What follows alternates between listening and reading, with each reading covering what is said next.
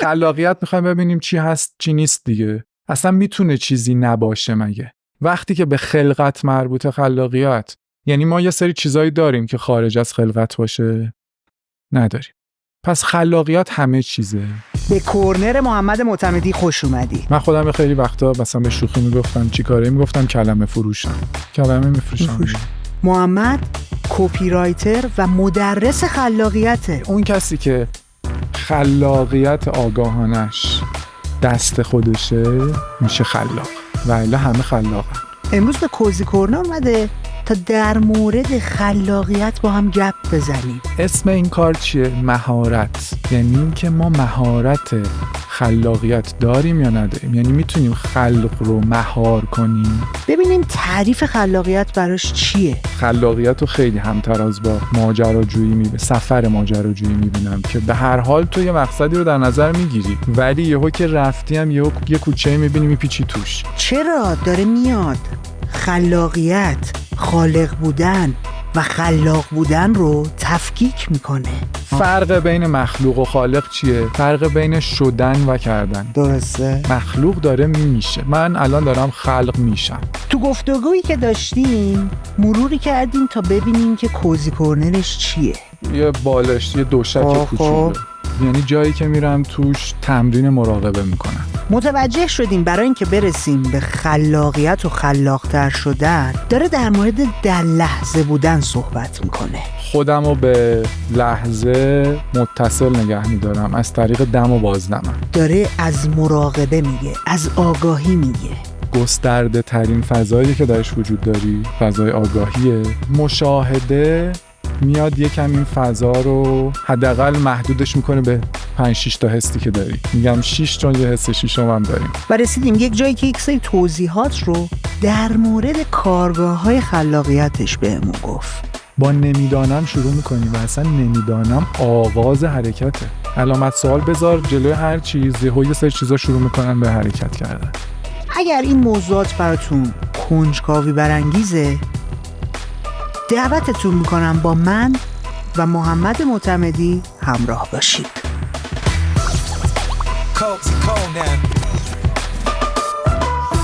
چند وقت پیش یه پادکست عربی رو داشتم میدیدم که بیل گیتس مهمونش شده بود. باورتون میشه یه پادکست عربی زبان یه آدم شناخته شده مثل بیل گیتس. علتش نزدیک به 3 میلیون سابسکرایبر یوتیوبشه.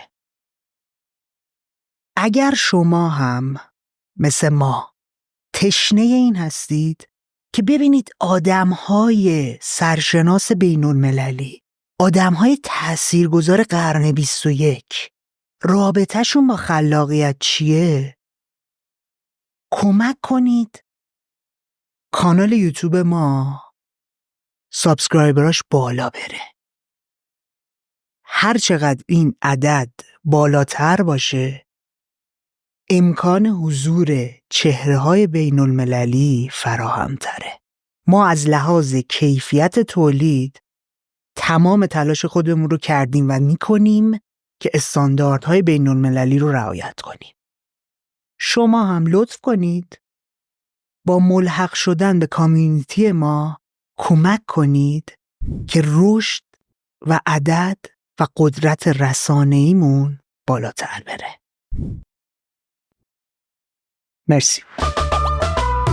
محمد تو میدونی کوزی کورنرت کجاته؟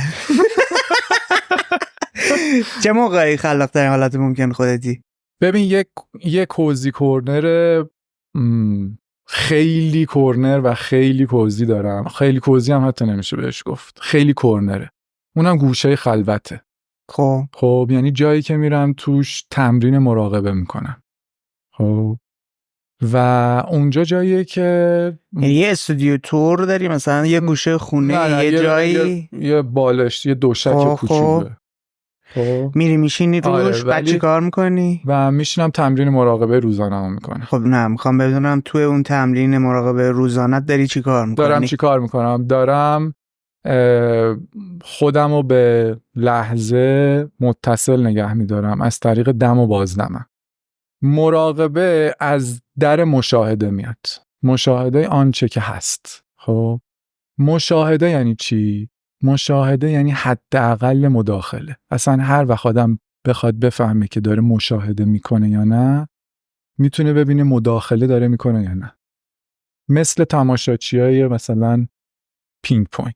خب توی بازی دارن هیچ مداخله‌ای نمیکنن. خب فقط دارن این توپ و حرکات و همه چی هر چی فقط دارن نگاه میکنن.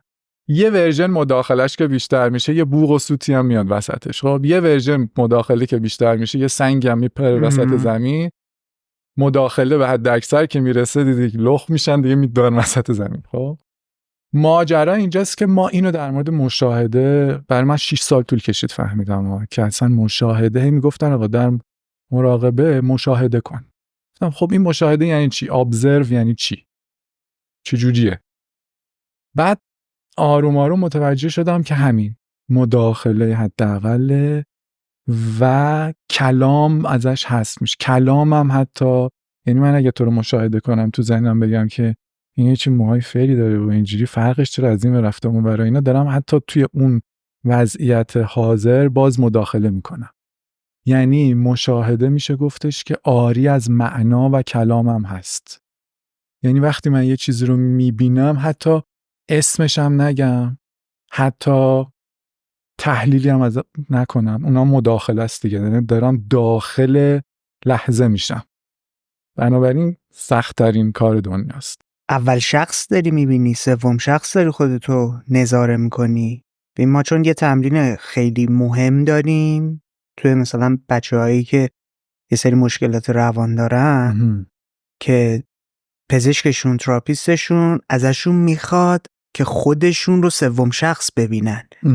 یعنی به جای اینکه الان مثلا زاویه دیده اینطوری باشه، خب ته ذهنش خودش رو از یه دوربینی مثلا اونجا داره میبینه. دقیقاً از پشت داره میبینه، هم خودش رو داره میبینه هم مهمونش رو. مثلا اگر این فضا رو بخوایم تجربه کنیم، چون مداخلش چیه این به نظر؟ ببین خب میتونم بهت بگم که برای چی این کار رو باهاشون میکنن. خب مثلا کسایی که بوردرلاینن، برای این که بتونن فاصله بگیرن و خودشون رو ببینن و خودشون رو درک کنن، باهاشون این تمرین رو دارن انجام میدن که طرف تازه این دیدگاه بیاد تو زندگیش که من یه شخصم.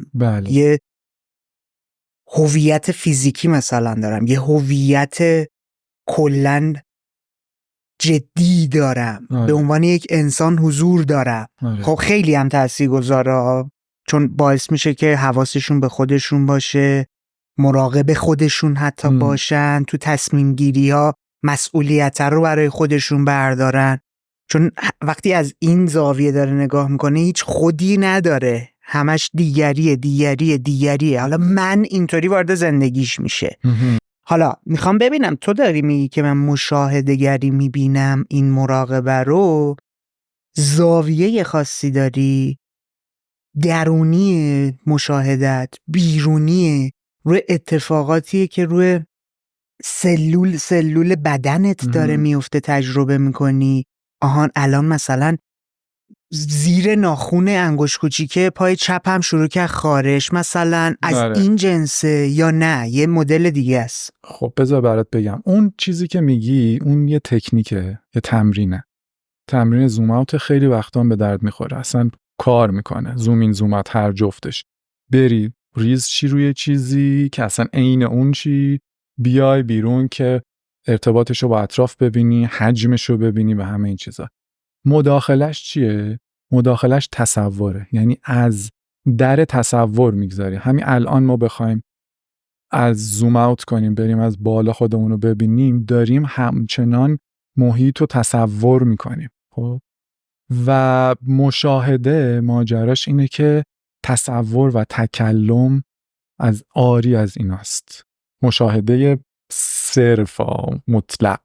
حالا برات بگم مشاهده خودش اینا رو بذار اینجوری بگم، اینا هر کدوم مامان دارن. خب مامان مشاهده چیه؟ هوشیاری و آگاهیه. درسته؟ یعنی تو اگر خواب باشی که مشاهده معنا نداره. معنا نداری. اگرم داشته باشی اصالتش برای تو نیست. و یا اصلا یکی که توی کما باشه. حالا نمیدونم، اینا یکم خیلی بحثا ممکنه بره تخصصی بشه، ولی همینجوری نگاه کن. اگر اون لحظه که سرت گیج رفته افتادی به ورودی های اطرافت واکنش پذیر نیستی، دریافت کننده نیستی، بنابراین اول از همه باید بیدار باشی. بیداریه، یعنی تو در بستر بیداری حالا میخوای مشاهده کنی. یعنی فکر کن بیداری گسترده ترین فضایی که درش وجود داری، فضای آگاهیه. بعد مشاهده میاد یکم این فضا رو دست خودت، یعنی حداقل محدودش میکنه به 5-6 تا حسی که داری.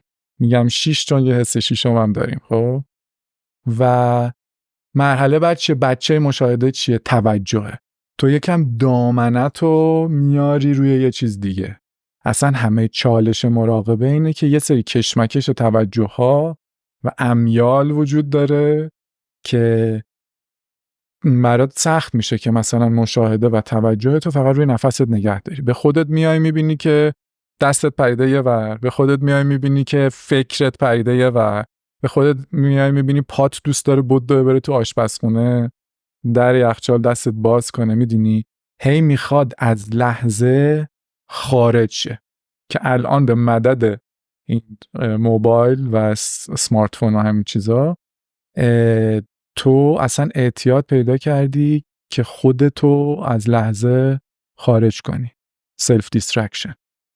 یعنی این یه اعتیاد جدیده. یعنی تو حتی نوتیفیکیشن هم برات نیاد، تو دستت میره سمت موبایلت. خب این یعنی چی؟ یعنی که یه میلی اینجا هست که دست من نیست، دست خودم نیست، میگن همینه دیگه. دست خودت که نیست، میره اینور. خب ذهن مراقبه گر این میل رو تو خودش میبینه قبل از اینکه به این میل واکنش بده. فکر کن همین الان تو داری مراقبه میکنی، گوشه اینجا داره میپره یا میخاره. خب. یه میلی تو دستت به وجود میاد که برم خیالم راحت شه دیگه. اینجا این مشاهده این درنگ رو درست میکنه برات که حداقل این میل رو ببینی. اگه در فضای مراقبه نباشی که همینو برمی‌داری میخارونی. یا فکر کن نسبت به موبایل هم همینجوریه. این میل برات به وجود میاد که اینجوری دستت بره اونجا وسط جلسه، اینو ورداری آنلاک بکنی، بری اصلا نفهمی کجا داری میری. اصلا خواستی بری توی واتساپ ولی دیدی اصلا رفتی توی اینستاگرام. خب تجربهش هم زیاد داریم دیگه. گوشیو برمی‌داریم بعد من می‌خواستم چیکار کنم یادم نمیاد. چیو می‌خواستم سرچ کنم، کجا می‌خواستم برم چیو چک کنم. این یعنی که تو از این که خودت در فضای آگاهی، مشاهده و توجه باشی، یعنی توجه دست خودت باشه، توجه دزدیده شده. رفتی سر یه میل و کششی که از سمت بیرون داره تو رو هدایت میکنه و اصلا کلهم دعوا سر همینه. مراقبه رو انجام میدی به جای این که اون چیز خارجی که میخواد بیاد توجه تو رو بگیره و تو رو ببره، اون موضوع، اون بیریف، اون چیزی که میخوای در موردش ایده پردازی کنی رو جایگزین میکنی و حالا همه توجه و ذهن و همه چیت رو میدی بهش. آره. برای همین میگی کوزی کورنرم مراقبه است؟ حالا نه دیگه، میگم کوزی کورنرم مراقبه است، ولی اونجا من دارم تمرین میکنم. خب تمرین چی میکنی؟ تمرین میکنم که تا جایی که ممکنه عضله بازگشت به لحظه‌مو قوی کنم. یعنی هی نشستم مثلا میرم رو دم و بازمم، بعد میبینم که رفتم توی باقالیایی، رفتم توی یه فکری، رفتم توی یه نگرانی یا هر چیز دیگه. بعد تمرین مراقبه اینه چیه؟ که برگرد به لحظه دیگه، برگرد بیا دوباره اینجا، همینو نگر، خط لحظه رو نگه دار، خط همه این چیزایی که داری دریافت میکنی و حس میکنی رو نگه دار. اینا همه در لحظه دارن امتدادشون لحظه است، در رویدادهای لحظه. هرچی اینجا میخواره همینجا بمون، به نگاش کن، ببین چه جوری، ببین 2 دقیقه دیگه رفت. اگر خیلی دیگه بهت فشار آورد خب حالا میخارونی، ولی معمولا همه این خارشا بعد 10 ثانیه همینجوری نگاهشون میکنی میرن. بعد این تمرین مراقبه است. حالا یک جور مراقبه از دریا و عمق مراقبه که این کارو میکنی. حالا چی میشه؟ تو نشستی در آسمان آگاهیت. اینم خیلی تمثیل جالبیه که میگن تو در فضای آگاهی خودت هستی که یه سری فکر مثل ابر میان میرن. خب میخوان وقتی که خود واقعی رو بگن به چی نزدیکه، میگن به ابرای توی آسمان نزدیک نیست. یعنی ابر تو آسمان اینه که من مثلا عجب آدم موفقی ام مثلا یا عجب آدم مثلا هرچی اهمال کاریم. این یه ابر اهمال اومده جلوت، خودتو باهاش داری یکی میکنی، خودتو داری میچسبونی بهش.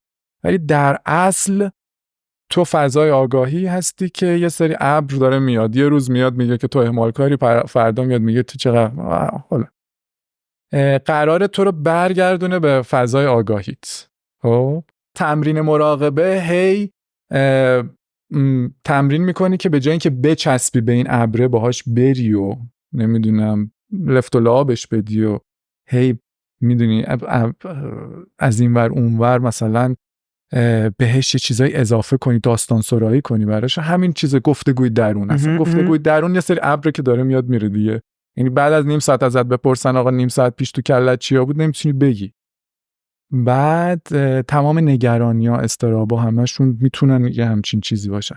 تو ولی وقتی که میفهمی که آقا من میام در فضای، باز از زوم اوت داره ولی زوم اوتش در فضای آگاهیه.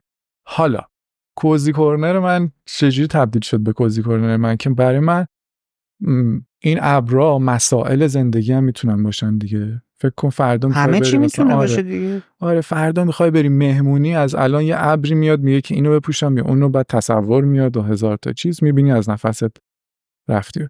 پس فردا پرزنتیشن داری، ابر اینه که اسلاید یکیشی چجوری ببندم، اسلاید دوشو چجوری ببندم. خود ابر باز خورد میشه توی مثلا 10 تا ابر دیگه. آره من میرم تمرین مراقبه میکنم، به خودم میام میبینم که وسط پرزنتیشن بستنم. خب در اصل من دارم مراقبه نمیکنم، یعنی اونجا از فضای مراقبه خارج شدم و در اصل دارم از مراقبه سوء استفاده میکنم. خب اینجا اعترافم اینه. ولی نرفتم اون روز صبح مراقبه کنم که پرزنتیشنمو ببندم، چون اون فضای برام پیش اومده و صورت مسئله اومده و منم همینجوری دیدم یه فضای خوبیه، زمان خوبیه، این دیسترکشن نیست، میتونم بپردازم، لفت و لعاب دادم رفتم جلو. خب ولی اگر آدم حرفه‌ای باشم، مراقبه صبحمو که میکنم با تمام چالشاش، فکرام میاد میره، نگاه میکنم میره، یه تایمی رو جدا، یه زمانی رو جدا میذارم برای اینکه همون جوری مستقر فهمیدم دیگه اگر میرفتم مراقبه دیگه به اسم مراقبه اون کارو نمیکنم. میدونی چی میگم؟ میرم خودم در فضای آگاهی قرار میدم، هی مثلا چیزایی که حواسم پرت میکنه از محیط کم میکنم. بعد اونجا چرا کوزی کورنره؟ چون اونجاییه که دقیقا مثل با کاغذ فکر کردنه ولی قلم نداری، یه فضای زیاد داری، این مفهوم میاد اون یکی میره، اینو میتونی به اون بچسبونی، فضای تخیل و تصور فراهم میشه. ولی باز تاکید میکنم این کاملا خلاف مراقبه است، چون من دارم مداخله و تفکر میکنم. ولی چرا تو مراقبه این اتفاق پیش میاد؟ چون کرمش زیاده دیگه، تو نشستی بیکار، فکر میاد. خب ما هم که ذهنمون کرموه، هرچی میاد تو الان یه چیزم به من ایده بگی، بریفم کنی بدون اینکه من میرم سر مثلا جلسه بریفینگ، قبل از اینکه قراردادو ببندم شروع کردم بهش فکر کردن. این همون اعتیاد ماست به فکر کردن دیگه. من توی این اعتیاد توی مراقبه خیلی اتفاقا اینو متوجه میشه آدم، چون میبینه که ای وای 5 ثانیه هم از نفسم نگذشته من رفتم سراغ اون بریف تموم شد رفتم سراغ اون یکی. ولی اون کشمکشه برای اینه که من همین جوری کلمو ندم به هر بریفی که میاد سر راهم. میدونی، یعنی افسار توجه هم دست خودم باشه. اون میشه تمرین مراقبه، کشمکش زیاد.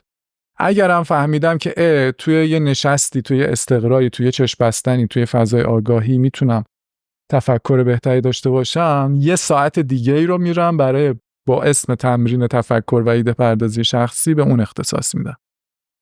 ببین چون تو یه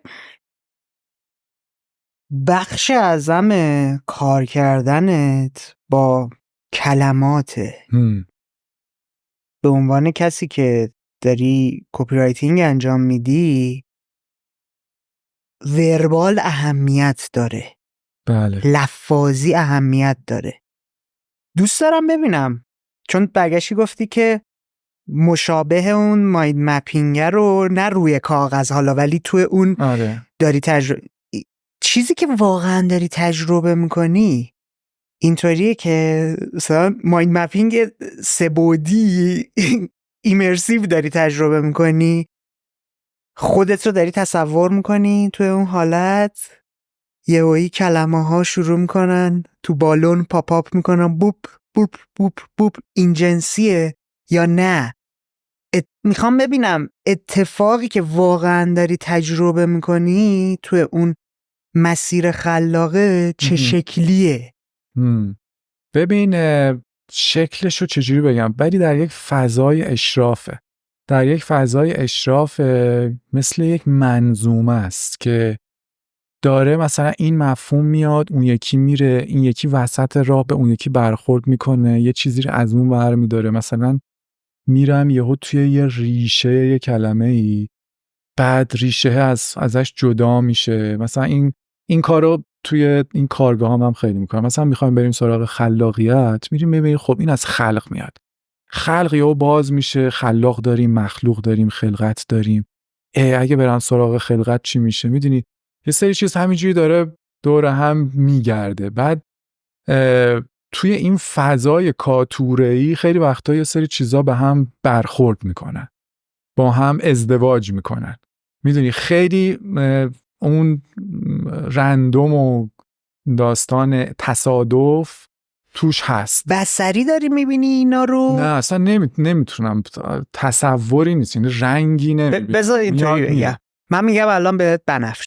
خب رنگ بنفش اومد تو ذهنت، کلمه بنفش اومد، یعنی مثلا به نون فشینه اومد، رنگش اومد الان، رنگش اومد. خب حالا وقتی داری میگی که مثلا دوتا کلمه میان با هم برخورد میکنن، ازدواج میکنن، ترکیب شدن این کلمات و حروف با هم رو تصویرش رو میبینی؟ آره تا اینکه بیام مثلا تصورش بکنم، یعنی خلقت رو یهو مثل یه جرقه‌ای ببینم، مثلا بیگ بنگ وار مثلا میدونی؟ این ذهنت حتی خیلی کلمه ای فکر میکنه. خیلی چقدر جالب. آره خیلی هم ممکنه یه کلمه بیاد سریع از آخر به اولش رو بخونه، یعنی اونجوری بیاد، یعنی ناخودآگاه ذهنت اونطوری تربیت شده. آره هم وزنش رو ببین بیشتر از جنس ربط پیدا کردنه.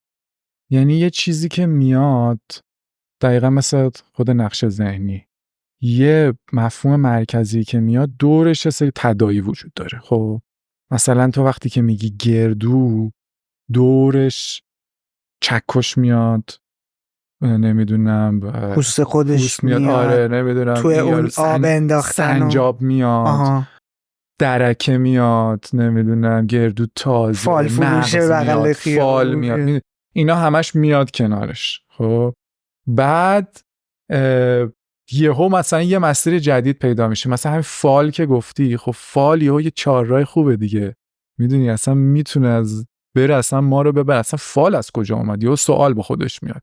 فال یعنی 10 تا از یه چیز، فال یعنی فال مثلا قهوه، چجوری اینا با هم ربط داره. بعد یهو میری توی این بازیگوشی‌ها، میری توی سوراخ سنبه، خیلی ماجراجویانه است. دقیقا مثل این که آدم یه سفری میره، خیلی من خلاقیت رو خیلی همتراز با ماجراجویی سفر ماجراجویی میبینم که به هر حال تو یه مقصدی رو در نظر میگیری، ولی یهو که رفتی هم یه کوچه میبینی میپیچی توش، یه مغازه میبینی میگه چه باحال، سرتو میاری بالا میبینی از یه بالکنی یه چیزی آویزونی که این با فلان چیز توی فلان سفر اینا به هم ربط داشتن. هی برات یه شبکه معنایی هی داره این متصل‌تر و کاملتر میشه. خب ببین الان ما به نظرم وقتشه اصلا یه ذره بریم در مورد این صحبت کنیم. وقتی داریم میگیم کپی رایتینگ در مورد چی داریم صحبت میکنیم؟ چون فکر کنم اهمیت داره که خودش رو یه ذره تعریف کرده باشیم که ذهن شکل بگیره. وقتی داری میگی که مثل سفر ماجراجویانه است که معنایی نگاه میکنی، ترکیبی نگاه میکنی، به نظرم یه ذره باید ازش فاصله بگیریم، کلشو یه شمایی تو ذهنمون شکل بدیم که وقتی داری اینطوری توصیف میکنی بفهمیمش. از دید خودت چطوری میخوای کپی رایتینگو تعریف کنی؟ یعنی کپی نوشتن چیه؟ مهارت، علم، بعد زیر شاخه هاش، نامگذاری ها، جملات تبلیغاتی، شعارهای تبلیغاتی نوشتن. یه ذره بازش کن، دسته بندی کن تا منم بتونم یه ذره شیطنت کنم ببینم. خب برو ببین الان مرتب برات قشنگ میگم همه چی. تا الان هم داشتم در مورد خلاقیت عمومی میگفتم. آره. حالا چون ذهنم خیلی کلامی شاید بیشتر فکر میکنه اینجوریه. ماجرای کپی رایتینگ در وادی دیزاین. خب یعنی اینکه وادی دیزاین چیه؟ میگه که من یک صورت مسئله دارم، برو براش راه حلی برام. درسته. خب بنابراین بدونیم که در وادی طراحی و دیزاین، بنابراین حتما یه راه حلیه برای یه صورت مسئله. حالا این راه حل چجوریه؟ چون کپی رایتینگه راه حل کلامیه، یعنی بخش کلامیه اون حالا تصویر کلیه. مثل این که مثلا گرافیک دیزاین راه حل بصریه. حالا بریم سراغ برند که یک موجودیه که حالا کپی رایتینگ توی اون داره تعریف میشه، داره در ارتباطات یه برند با مخاطبش داره تعریف میشه که حالا جای دیگه هم میتونه تعریف بشه ولی باز اونم مفهوم برند میاد توش. مثلا متن سخنرانی هم ممکنه کپی رایتر بنویسه ولی اونجا برند میشه اون کسی که داره حرف میزنه، مخاطبام اونایین که نشستن. برند هم مثل انسان یه تقسیم بندی خوب که میتونیم براش در نظر بگیریم 3 ساحت وجودیش پندار و گفتار و کردار. خب کپی رایتینگ کجا میاد؟ کپی رایتینگ در یک تعریفی فقط میاد سمت گفتار.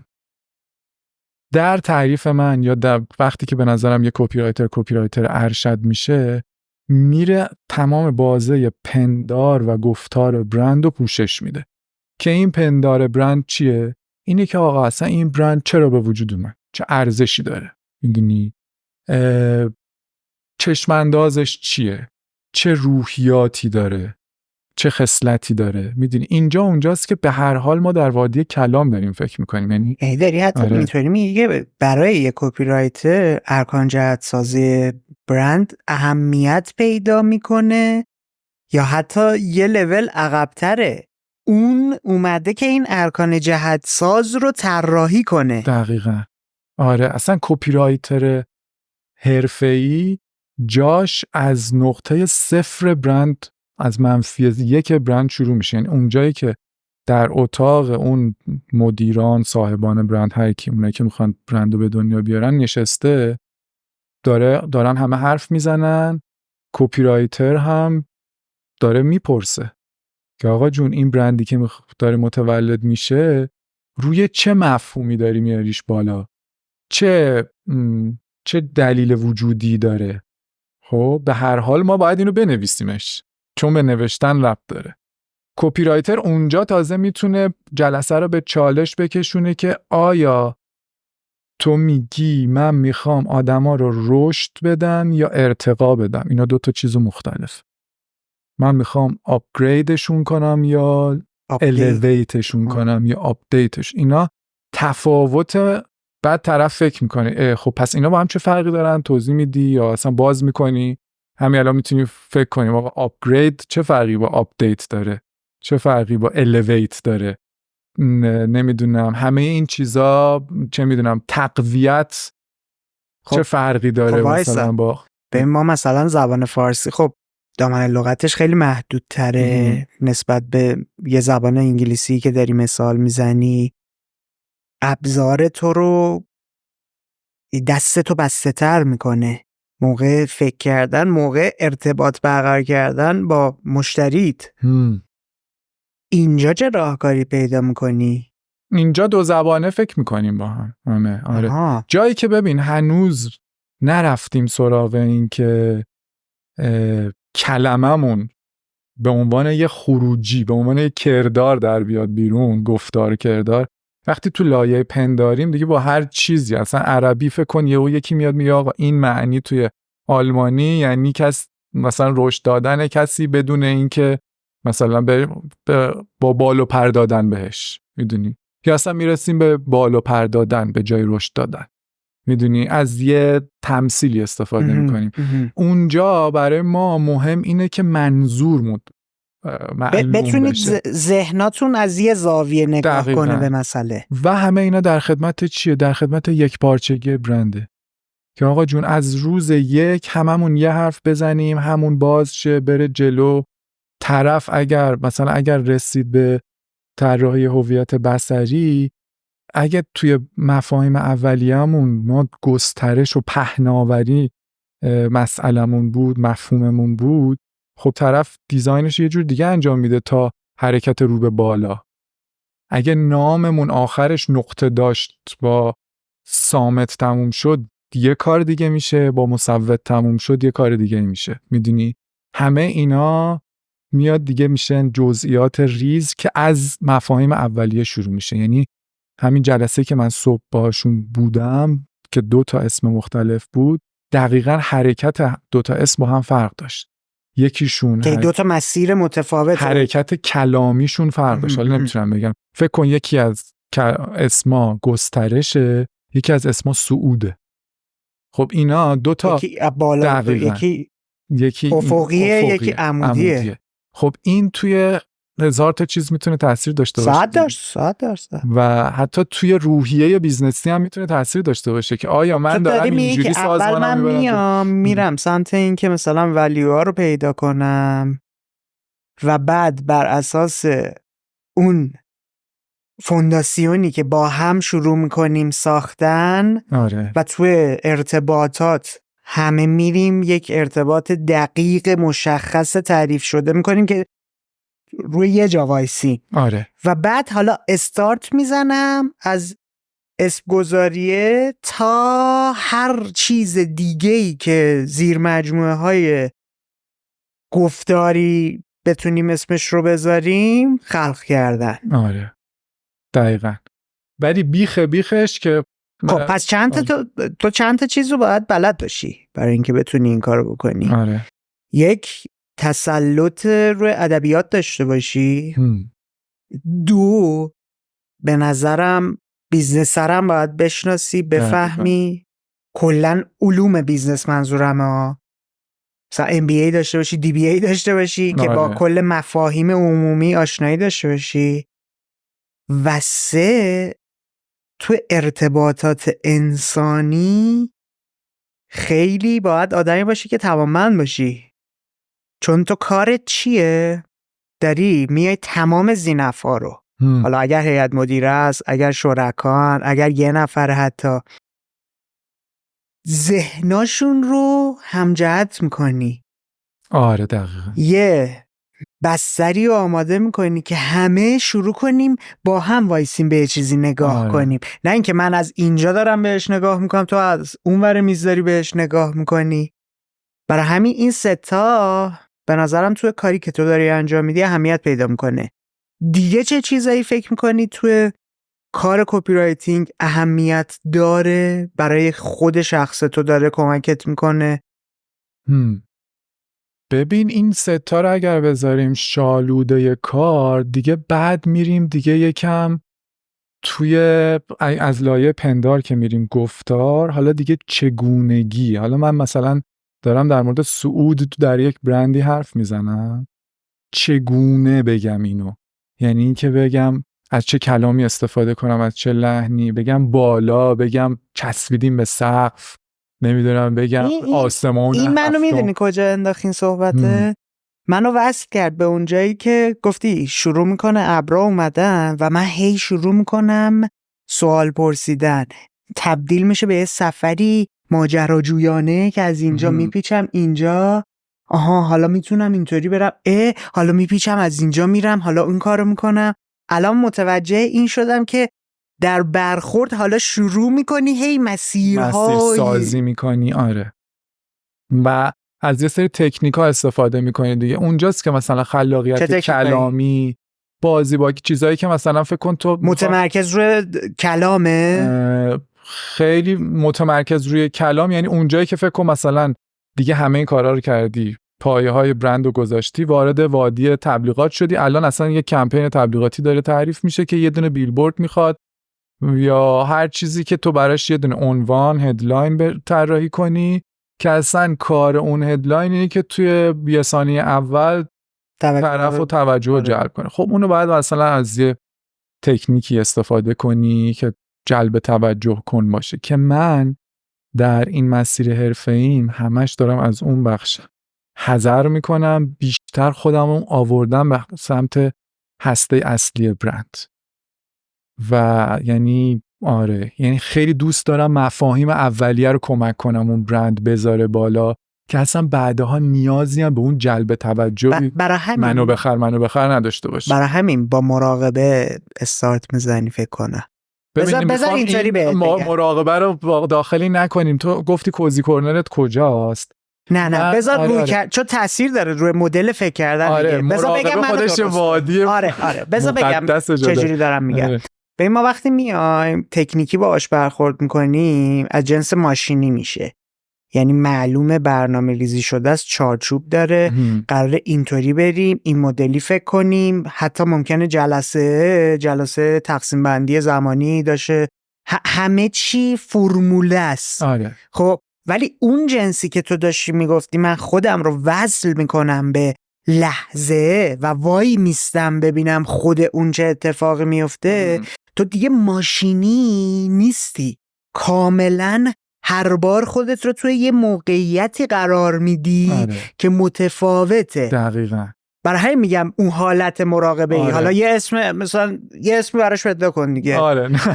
اون حالتیه که خودتو تکرار نمی‌کنی هر دفعه با صورت مسئله، کاملا با المانا و جزئیات اون صورت مسئله. یعنی اگر دوتا پرزنتیشن آدم شبیه هم باشه خیلی اونجا داره خودشو تکرار میکنه. حالا بعضیه که میرن تمپلیت ها مثلا تو آژانس اینو زیاد میبینی دیگه. یه تمپلیت طراحی میکنن هر سری. خب مسیر که اینه، خودم هم داشتم و دارم یعنی یه پرزنتیشنی رو هم به یکی دیگه هم شده فروخته. از این کار آدم زیاد میکنه، ولی دیگه از یه جایی ببین کل خلاقیت دیگه تو با خودت هم داری دیگه. تو میخوای خودتو تکرار نکنی، یعنی اصالت کار اصلا خیلی چیزای مختلف میگیره به خودش. هم اصالت اون کار است، هم این که خودم آیا تو این کار دارم اصیل برخورد میکنم یا نه، یا میخوام بزنم بره. همه این چالش ها هست توی کار فریلنسی، تو هر کاری که به هر حال تو صورت مسئله. تعریف خلاقیت برای خودت تو چیه؟ خلاقیت به من بگو چی نیست. تو به من بگو چی هست. چی نیست دیگه. همه چی هست. نه بگو چی نیست. همه چی هست دیگه. آره. من خودم هم این مدلی ام. آره. من خودم همیشه میگم خلاقیت تعریفش بر من یه ابزاریه برای حل مسئله. حالا حل مسئله رو از اینکه الان من جواب این که چی نیست و چی بدم هست. آره. تا چی بپوشم، چجوری از اینجا پاشم برم فلانجا، چی بخورم، تا مسائل خیلی بزرگتر و پیچیده تر. حالا نمیدونم اسمال سی و بیگ سی و این تعریفای روتین مثلا. آره. اینطوری باهاش مواجه شدی دیگه. همه چی هست. آره دیگه. خلاقیت اصلا خب خلاقیت رو خلق کردن. آها این بازی سر شوخی رو برات باز کردم. خب میخوای منو بیاری تو میدون منو برقصونی؟ بیا ببینیم چیه خلاقیت. میخوایم ببینیم چی هست چی نیست دیگه.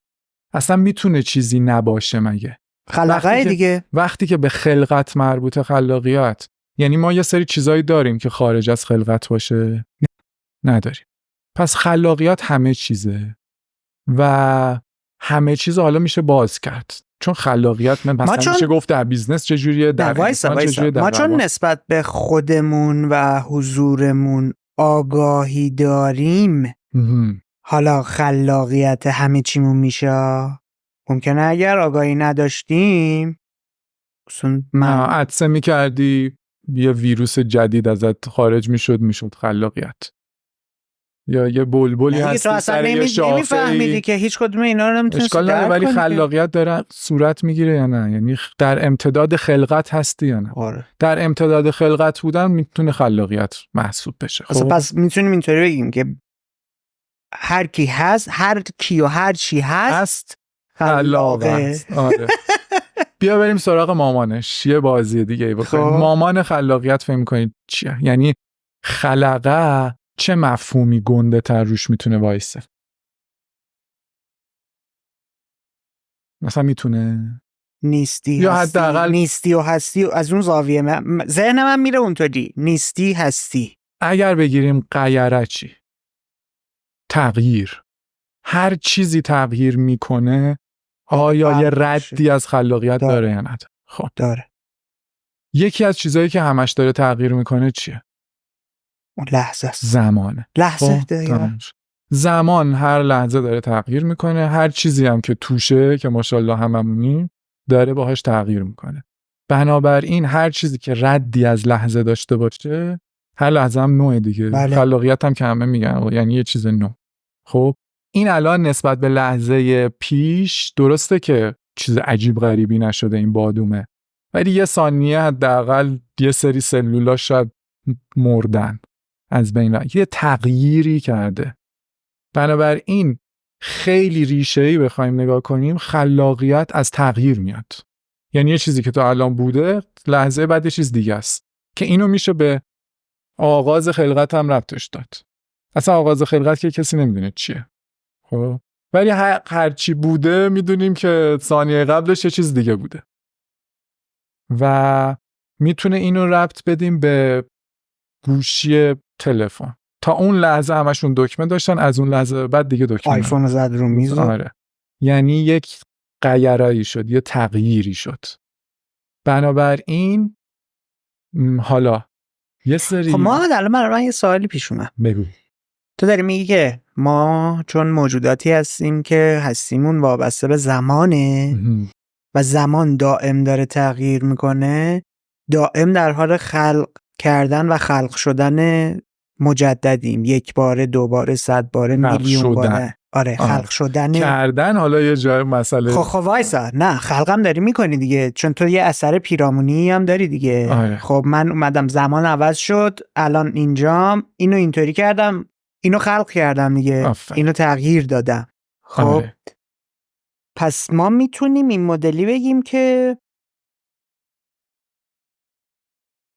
اگر هستیم خلاقیم. نه چی په؟ بیا حالا رفتی سراغ، بیا اون یکی ها رو. یه مخلوق داریم، یه خالق داریم، یه خلاق. فرق بین مخلوق و خالق چیه؟ فرق بین شدن و کردن. درسته. مخلوق داره میشه، من الان دارم خلق میشم، خب پیر میشم، نمیدونم هزار تا اتفاقی که دست خودم نیست. فهمیدم. یعنی خالق کیه؟ خالق اونجاییه که تو میگی آگاهی میاد وسط، اختیار، اراده میاد وسط، میدونی؟ یعنی میتونیم اینطوری بگیم که ما موجوداتی هستیم که دائم خلاقیت رو داریم در خلق، ولی لزومی نداره اسم خودمون رو خالق بذاریم. آره. یه لول بالاتره که آگاهیه. آره. برگشتی گفتی که تو باز برمیگردم هم مراقبه، تو مراقبه افسارش رو میگیرم. این بود. اسم این کار چیه؟ مهارت. یعنی این که ما مهارت خلاقیت داریم یا نداریم. یعنی میتونیم خلق رو مهار کنیم، افسار. بنابراین خب وایسا، الان یه سوالی بر من پیش میاد. خلق تصادفی چی؟ تو اون که مهار کردن نیست، رها کردنه. آره خب اونم جزو ابزار کارته دیگه. به خاطر همین تو میری رندوم سرچ میکنی قبل از این که مثلا خودتو در معرض خلق شدن قرار میدی. بعدش شروع میکنی مهار کردن. بعد به خاطر همین خلاقیت چند بعد مختلف، اصلا هزار بعد داره. ولی همینجوری با خالق مخلوق، خلاق بعد کیه؟ مثل فعال دیگه. بله. یعنی مثل نقاشه. خب منم نقاشم، یعنی من نقش کشم ولی نقاش نیستم. میتونه بدونه، ولی اونی که بتونه منقش کنه دقیقاً اون فعال مهارتش رفته بالا. فعال یعنی اون کسی که خلاقیت آگاهانش دست خودشه میشه خلاق. و الا همه خلاقن.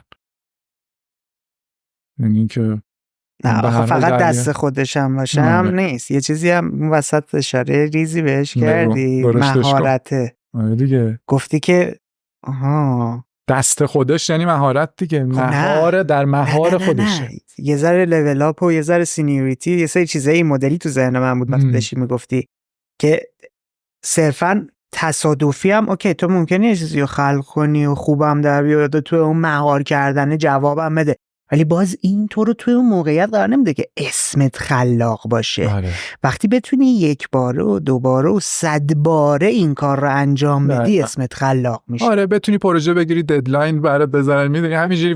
نه اگه من وایسم مثلا من یه تعریفی دارم. خب من میگم که هر کس که میخواد یک عنوانی رو روی خودش بذاره، بیسیک ترین چیز اینه که ببینه آیا میتونه ازش پول در بیاره یا نه. من تا زمانی که نتونم از یه فعالیتی پول در بیارم نمیتونم ادعا کنم من اون کارم. من خودم خیلی وقتا مثلا به شوخی میگفتم چی کاره، میگفتم کلمه فروشم، کلمه میفروشم.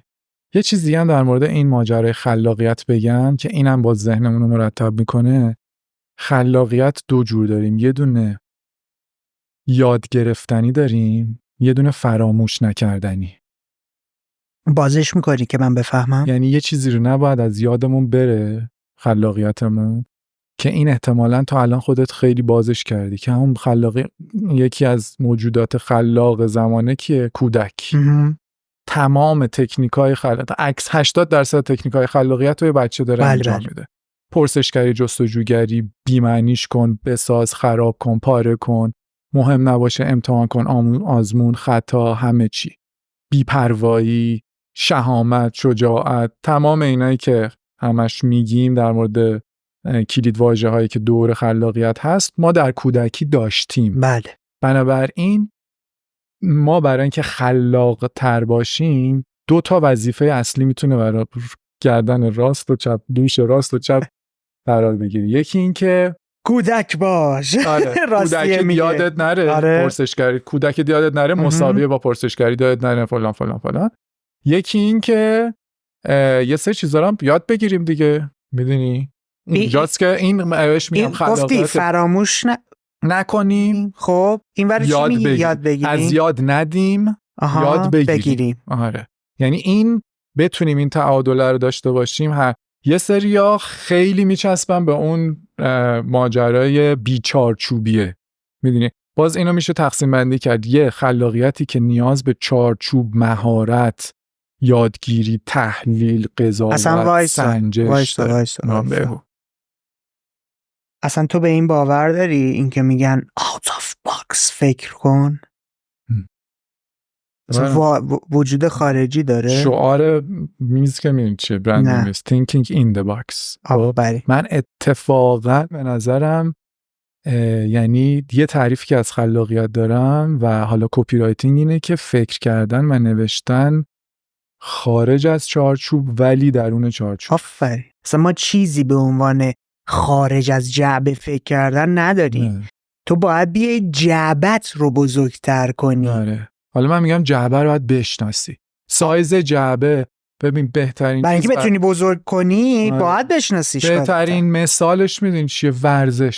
ورزش‌ها یه سری زمین بازی‌ان و یه سری اکثرشون یه زمینن، یه سری قواعد دارن، یک چارچوبن، حالا توش برو 1000 تا ملق بزن. خب اون چارچوبو تو باید بشناسی، قوانین رو باید بشناسی، ولی 1000 جور دریبل میتونی بکنی، 1000 جور پشتک هم توش میتونی. تعداد آدمایی که توی بازیان، همه چی، زمانش، تقسیم بندی زمان، خطاها، همه اینا شروع میکنه. خیلی مثال جالبی زدی. یعنی بستر و فونداسیون تمام ورزش‌ها یک چیزه، ولی 1000 مدل ورزش داریم. ببین توپه بوده، آدمه بوده، توره بوده، یه جا شده توره دروازه و توپ فوتبال، یه جا یه راکت دستش گرفته شده توپ تنیس و اون توره وسط زمین و اون داستان. خیلی مثال جالب. حالا همینو میخوام نقضش کنم. بگو که چی شده. مثلا فکر کن تنیس پینگ پونگ، تنیس روی میز یا زودتر از تنیس معمولی باشه. یه نفر اومده یه چارچوب شکنی کرده، گفته که آقا چرا میزم انقدر باشه. اول پینگ پونگ راه افتاده بوده مثلا من برم اینو بزرگش آوت آف باکس رفته. چرا الان مثلا من یه پروژه دارم، این ورزش پدل، همینه دیگه. بارزا داری کار میکنی؟ میکس نه میکس چند تا چیزه. آره. یعنی اتفاقا اسکواش و تنیس. آره زمینای بازی هم میان با هم، یعنی چارچوبارم تو میتونی بشکنی ولی در نهایت چارچوبو داری. در نهایت هم تنیس چارچوبو داره، هم تنیس روی میز، هم بدمینتون، هم فلان. ولی میتونی تو اون چارچوبارم بگی کی گفته. اصلا یکی از سوالای خوب خلاقیت که میدونی چی هستن، کی گفته است دیگه. کی گفته این باید حتما اینطوری باشه. این داره چارچوبو زیر سوال میبره دیگه، ولی کی گفته لیوان باید گرد باشه؟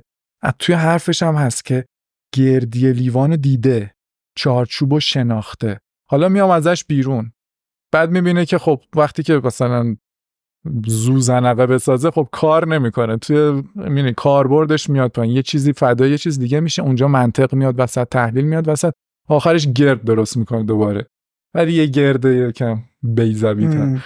ولی ماجرا اینه که همین ما چارچوبو باید بشناسیم که بتونیم پرسشش کنیم، بتونیم زیر سوالش ببریم، بتونیم بشکنیمش. کسی که چارچوبو نشناسه بخواد بزنه ازش بیرون، از اول بیرون بوده. خب پس اون موجود خلاق خالق خودش رو باید بندازه توی مسیر خلق کردنه، فراموش نکنه، دائما با یادگیریه شروع کنه، هی یاد بگیره، مسیر رو یاد بگیره، چارچوبا رو یاد بگیره، قوانین رو یاد بگیره. حالا چطوری اینو تبدیل کنه به یه خروجی خلاق؟ یعنی خود اینم باز یه موضوع دیگه. کاره کلش که کاره. قربونت. چجوری اینو تبدیل کنه که در نهایت با اون خلاقی تو آقا یادت نمیره. اوکی اون چیزا رو یادت نمیره. این چیزای جدیدم یاد میگیری. حالا چطوری تبدیلش کنی به خروجی؟ خب دیگه اون دوباره میشه توی لیگ چیزای جدیدی که یاد میگیری، میدونی؟ یعنی اینم میخوام ببینم تا اینم تکنیکی بهش داری نگاه میکنی یا یه چیزایی هم اون پشت داری قایم کردی نشون نمیدی؟ ببین الان باید مشخص کنیم آیا در وادی اجرا و تولیدیم یا در وادی ایده پردازی اولیه. چون خلاقیت اصلا یه تعریفش از اونجایی میتونه شروع بشه که آقا یه چیز بذار رو میز اصلا قابل لمس باشه. میدونی؟ من خودم از اونام که بیشتر در وادی ایده پردازی قوطه‌ور شدم. میدونی؟ چیزی که اتفاقاً به نظرم خیلی ولی مدیریت میکنی اگه بخواد بره سمت اجرا شدن دیگه. ولی اجرا خیلی مسئله مهمیه که اجرام تکنیکای خودشو داره. آره.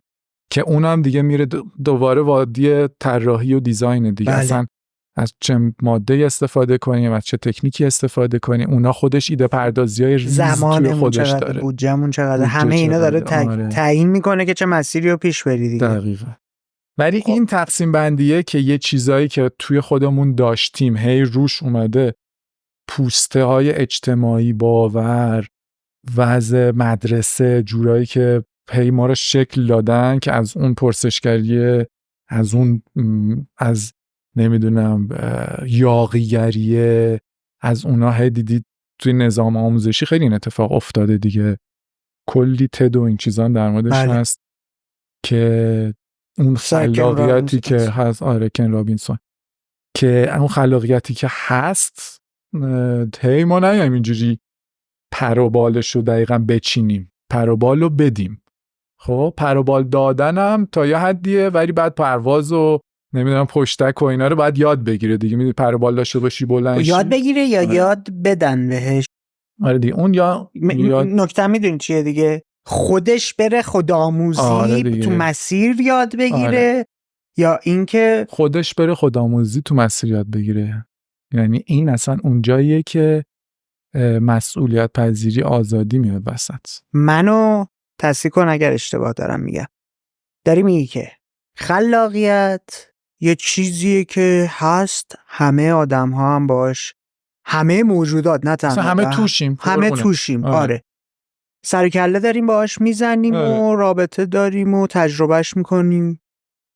یک جاهایی هم حتی داریم به عنوان خالق این کار رو انجام میدیم، چون گفتی وابسته به تغییره و دائم در لحظه خودمون، محیط پیرامونمون، زمان، همه چی داره تغییر میکنه، واکنش ما همه چی رو تغییر میده. پس خالق هستیم ولی لزوما خلاق نیستیم. بله. چه زمانی اسم من خالق خلاق میشه؟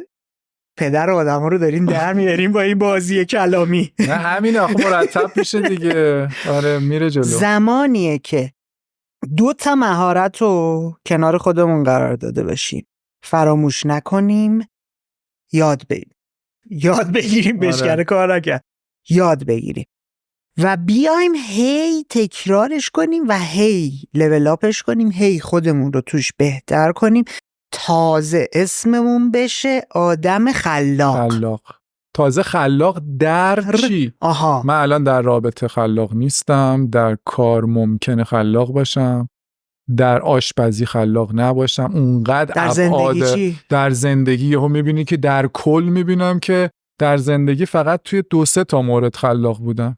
خودمو همین الان بگم واقعا من خودم اینطوری خلاق نمیبینم. من تو کلی تعریف کلی داریم. کلی آره کلی من فکر میکنم توی کار کردن یعنی توی فعالیت حرفه‌ای خلاقم و خوبم، حتی موفقم یه جورایی میتونم باشم، ولی تو بقیه‌اش نیستم. مثلا چقدر چه جاهای دیگه چجوری خودتو خلق میکنی؟ الان دارم خلاق بودن رو در دوستی تمرین میکنم. با تمرین گفتگو، با تمرین تمرکز گذاشتی روی ارتباطات انسانی. آره چجوری میتونه این مثل قبل نباشه؟ اینجوری که الان این دوستمو دیدم چجوری میتونه با دفعه قبل فرق کنه، نوتر باشه دیگه. میدونی کل اصلی میدونی کلن کجاست؟ قال قضیه رو برات بکنم. کل قضیه بین مخلوق بودن و خالق بودنه، بین موجود بودن و وجود داشتنه، بین اینه که زندگی کنم یا زیست کنم. آره مجبور باشم، یعنی تحت یک عامل بیرونی یه سری کارا رو انجام بدم، مشروط باشم، یا نه خودم آگاهانه شرطمو بذارم یا جبرمو بذارم یا اختیارمو بذارم و پای مسئولیتشم وایسم. کلن رشد رو من در این میبینم، در این نهله‌های مختلفم که مثلا میخونم یا میشنوم هم همینه که تو چجوری دقیقاً معتاد نباشی. معتاد بودنم مفعول بودنه دیگه، مخلوق بودنه. یعنی من از یک یعنی دائم باز برمیگردیم به همون افساره. آره دیگه، افسارم دست کسی نباشه، افسارم دست خودم باشه. خب یه لحظه میای میگی که اوکی من تا جایی که انتخاب خودم، تا جایی که دست خودمه افسارا رو میگیرم، ولی خیلی چیزا افسارش دست من و تو نیست. آره. خب فلان اتفاق توی مملکتت بیفته، فلان زلزله بیاد، طوفان بشه، اینا دست من و تو نیست، دست طبیعته. اون که قربانت. یعنی اینا وارد بحث جبرگرایی و این چیزا میتونیم بشیم که اصلا چقدر ما تحت جبر کلی هستیم، چقدر نیستیم. چون گفتی من تمرکزم روی اینه که اون خالقه بشم و خلاقه باشم، افسار دستم باشه، برام سوال شده. خب میخوام ببینم تو اون لحظه ها که یه چالش اینطوری داری چطوری داری خودت رو آروم میکنی؟ پذیرشه داره کمکت میکنه؟ تو به هر حال جبر کلی رو، جبر زمانه که بهش میگن، جبر زمان، اونو نمیتونی منکرش بشی. خب قید زمان رو نمیتونی منکرش بشی. چند تا قید رو نمیتونی قید زمان، قید مکان، قید حالت. خب تو الان توی قید حالت یعنی چی؟ مثل مریضیه. من در این حالتم الان، خب نمیتونم برم بدوم. این قیدیه که قیده، تو بسته شدی بهش. قید مکان یعنی من در این مکانم، الان نمیتونم پرواز کنم برم جای دیگه یا هر چیز دیگه، اصلا توی 4 دیواری قفله، در قید مکانمه. یا قید زمانم همینطور، تو از چارچوب زمان نمیتونی بری، یعنی 10 سال پیش که نمیتونی بری. خب بعد اینا اتفاقا دونستنش خیلی جالبه که ما چند جور وجود داریم. حالا تو تقسیم بندی من یه طیف وجودی در نظر بگیر، وجود محدود تا نامحدود. وجود محدودمون چیه؟ همین بدن و این مثلا دستم محیط فیزیکال پیرامونمون تمام از مثلا گوشم یه محدودیتی داره، از 20 تا 20 کیلوهرتز نمیتونه بیشتر بشنوم، مثلا 10 هرتز بود خب محدودیتم. یعنی یه سری وجود دامنه‌منده، در یه دامنه‌ای هستیم، نمیتونیم بیشتر از این یا کمتر از اون یا هر چیز دیگه. این دقیقاً هم اون شکل گرفتن و انسانیت و چیزاییه که جبر طبیعت برامون میاد، که تو اونم باز میتونیم هی دامنم، یعنی من اگه پام 90 درجه باز شه میتونم برم تمرین کنم بشه دامنه‌شو بکنم 180 درجه، ولی نمیتونم پامو 1.5 متر دیگه بشه مثلا 6 متر. محدود داره. ولی یه وجود نامحدودم دارم که هی لطیفتر میشه، از بدن میره به سمت آگاهی و فضای فکر. من تا هر چی من دستامم ببند محدودترینم کن تا صبح برات قصه و تصویر و اینا نامحدود میتونم تخیل کنم که میشه اون وجود نامحدود. این دیگه تو اون قیده هم قرار نمیگیره دیگه. الان اینجایی چشتو میبندی خودتو تصور میکنی یه جای دیگه. یه زمان دیگه، یه آدم دیگه، یه موجود دیگه. فکر میکنی چه ویژگی هایی غیر از اون فراموش کار نبودن و یادگیرنده بودن وجود داره که ممکنه تو این خالق خلاق شدن و موندن و بودن به تو کمک کنه؟ ببین، چون اون فراموش نکردن رو تمام اون چیزایی که داشتی، اون خودش کل ماجراجویی، یادگیری، فلا رو که تو یه اتصالی به اون ذاتت که جستجوگره با همه اینا در کودکی داشتی و هی اومدن روش تخریب کردن و هی تازه اونو باید بتراشی دیگه، هی بتراشی اونجایی که راحت وقتی میخواستی یه چیزی میخواستی میگی. الان چقدر راحت. خب وایسا، الان گفتی رهاشدگی رو داشتی تمرین میکردی، میکنی هنوزم با مراقبه کردن. خب آره، این رهایی از چه جنسی؟ تو همه چی یا رهایی؟ یا اینو نگفتم. نه میدونم، من برداشتم اینطوریه دیگه. آره. تو ذهنتو داره رها میکنه دیگه از فکرای، از اون ابرایی که همش حضور دارن و چسبندگی بهش. خب همین آره. فاصله داری میگیری دیگه. حالا من یه سوالی دارم، آیا تو کل زندگیت این رهایی رو داری تجربه میکنی یا فقط توی ذهن و رهایی درونی است؟ تمرین مراقبه است. مثلا تو مثل تمرین میری باشگاه، داری 1 ساعت تمرین میکنی، یه سری عضلاتو بیدار میکنی، میسازی هر جوری دیگه ای که بعدن خواستی آقا این سر میزو بگیر بلند کن، کمرت مثلا یا راحت تر باشی یا نمیدونم قامت استوارتری باشی، یه نموده بیرون از باشگاهی داری. خب توی تمرین مراقبه تو حالا چند تا از خیلی میشه بازش کرد، ولی ماجراش اینه که یکی از تمرینایی که میکنی عضله بازگشت به لحظت رو قوی تر میکنی. یعنی که اون جایی که داری جوگیر میشی، میری قاطی رویداد میشی، قاطی مثلا یه خشمی میشی که تو رو داره میبره، مثل اون فکره میچسبی به خشم دیگه. کم مونده دهنت باز شه، کم هم نمونده دهنت باز شده، 10 دقیقه از هر چی هم از دهنت در اومده گفتی. تمرین درنگ و ایجاد فاصله میکنی. تمرین این میکنی که خودتو با ابرا یکی ندونی، بیشتر در فضای آگاهی حضور داشته باشی. بنابراین همین الانم که مثلا اگه ما دعوامون بشه، من ببینم یه چیزی داره میاد بالا، اینجوری جیگرمو داره میدونی مثلا آتیش میزنه، چون اشتها دهانه رو باز نمی‌کنی آتیش بپاشه بیرون. تمرین مشاهده گری کردن، آتیشه رو میبینم اینجوری داره میاد بالا. ما یاده اجازه دادم میومدش اینجا گلوه آتیشه قرمز میشد ولی پرت نمیکرد آتیشه بیرون. سرمو میکنم این وری عربده میزنم اگه میخوام خالیش کنم. خب واکنش ناآگاهانه رو تبدیل میکنم به کنش آگاهانه. یعنی اینم باز از اون یعنی از این از لیگ افسار هست دیگه. افسارش رو میکشی، حالا میبریش تو اینجا برو، این مسیر رو برو بدو. یه چیز کلیدی آخه گفتی، اونم این مسئله است که تو دلش فاصله انداختنه، جدا کردن است. انگار داری میای یه دیوار میکشی، میگی این بیرونه این درونه.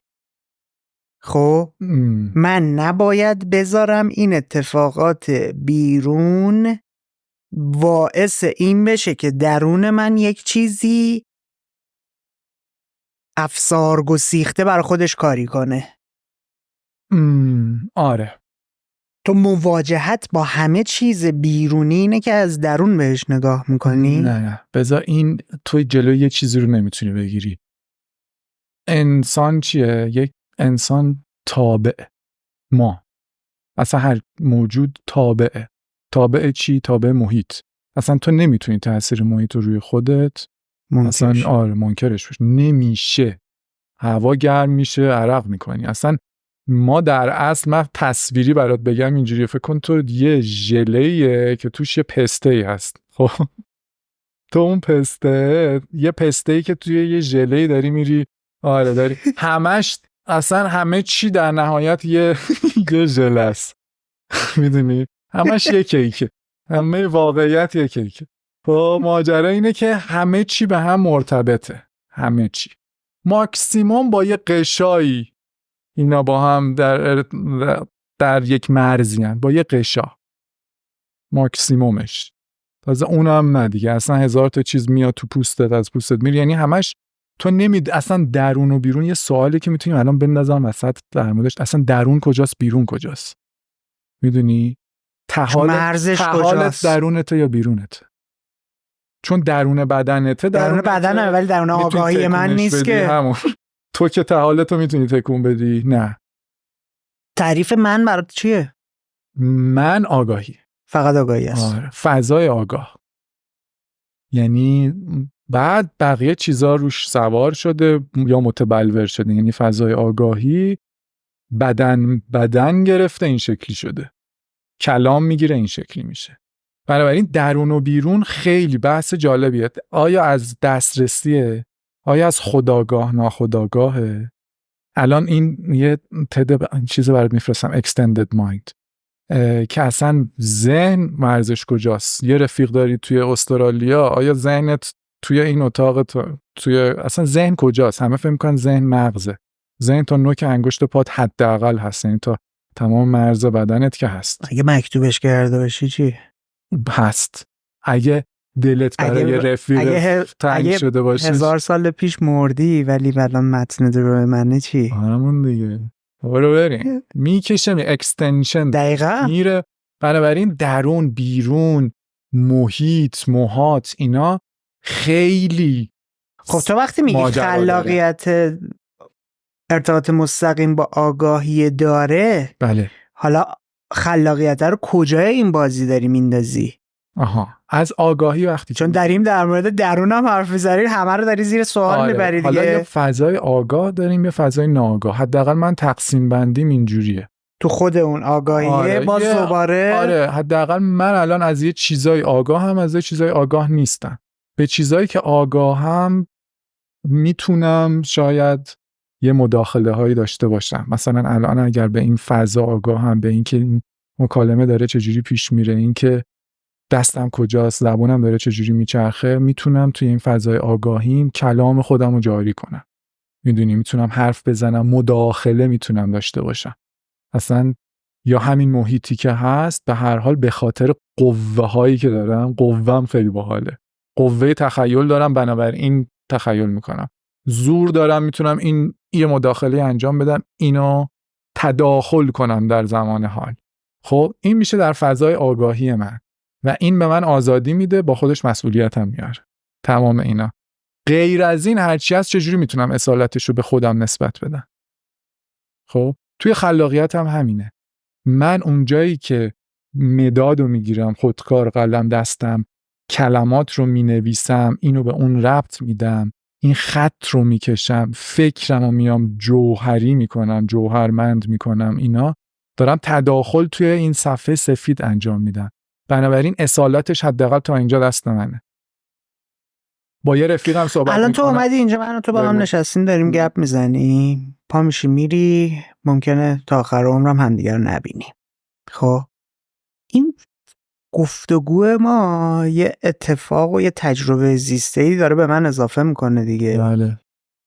اینم توی اون کاتگوری extended mind داری میذاری، extension هست. آره.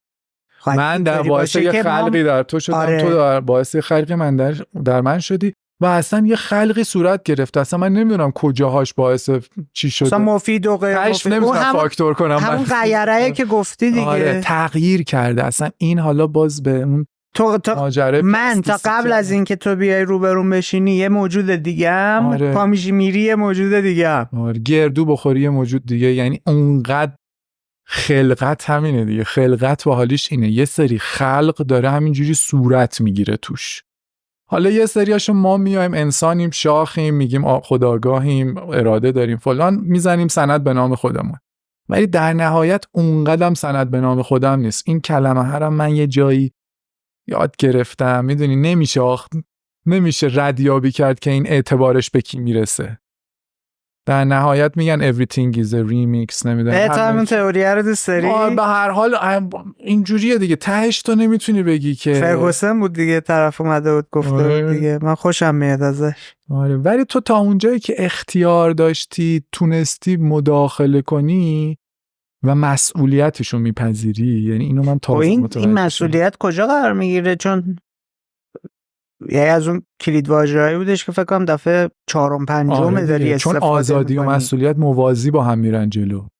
یعنی تو یعنی میگی که یه بخش از ذم خود خلاقیت اینه که مسئولیت چیزی که داری خلق میکنی و گردن میگیری. آره دیگه اون اصلا اعتبارش بعد تو میشی خالق خلاق. یعنی برای خلاق بودن مسئولیت اهمیت پیدا میکنه. اصلا قرارداد برای چی میبندی؟ من میام میرم اینو اونجا پاق میندازم میشکنم. یه چیزی خلق کردم دیگه. مسئولیتش هم گردن نمیگیرم ولی خلق شده. خب نه دیگه باید بگیری.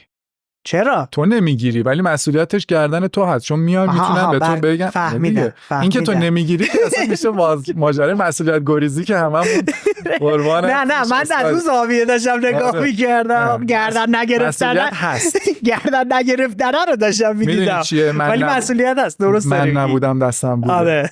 یعنی من که نبودم دستم بود. بعد تازه تقصیر آستینم بود. آستینم مال کتم بود. کتم هم مال فلان. یعنی بهش میگن دایورت کردن مسئولیت که دیگه خبره‌ایم توش دیگه. میدونی اون جایی که وقتی من نبودم دستم بود یعنی من آزاد نبودم.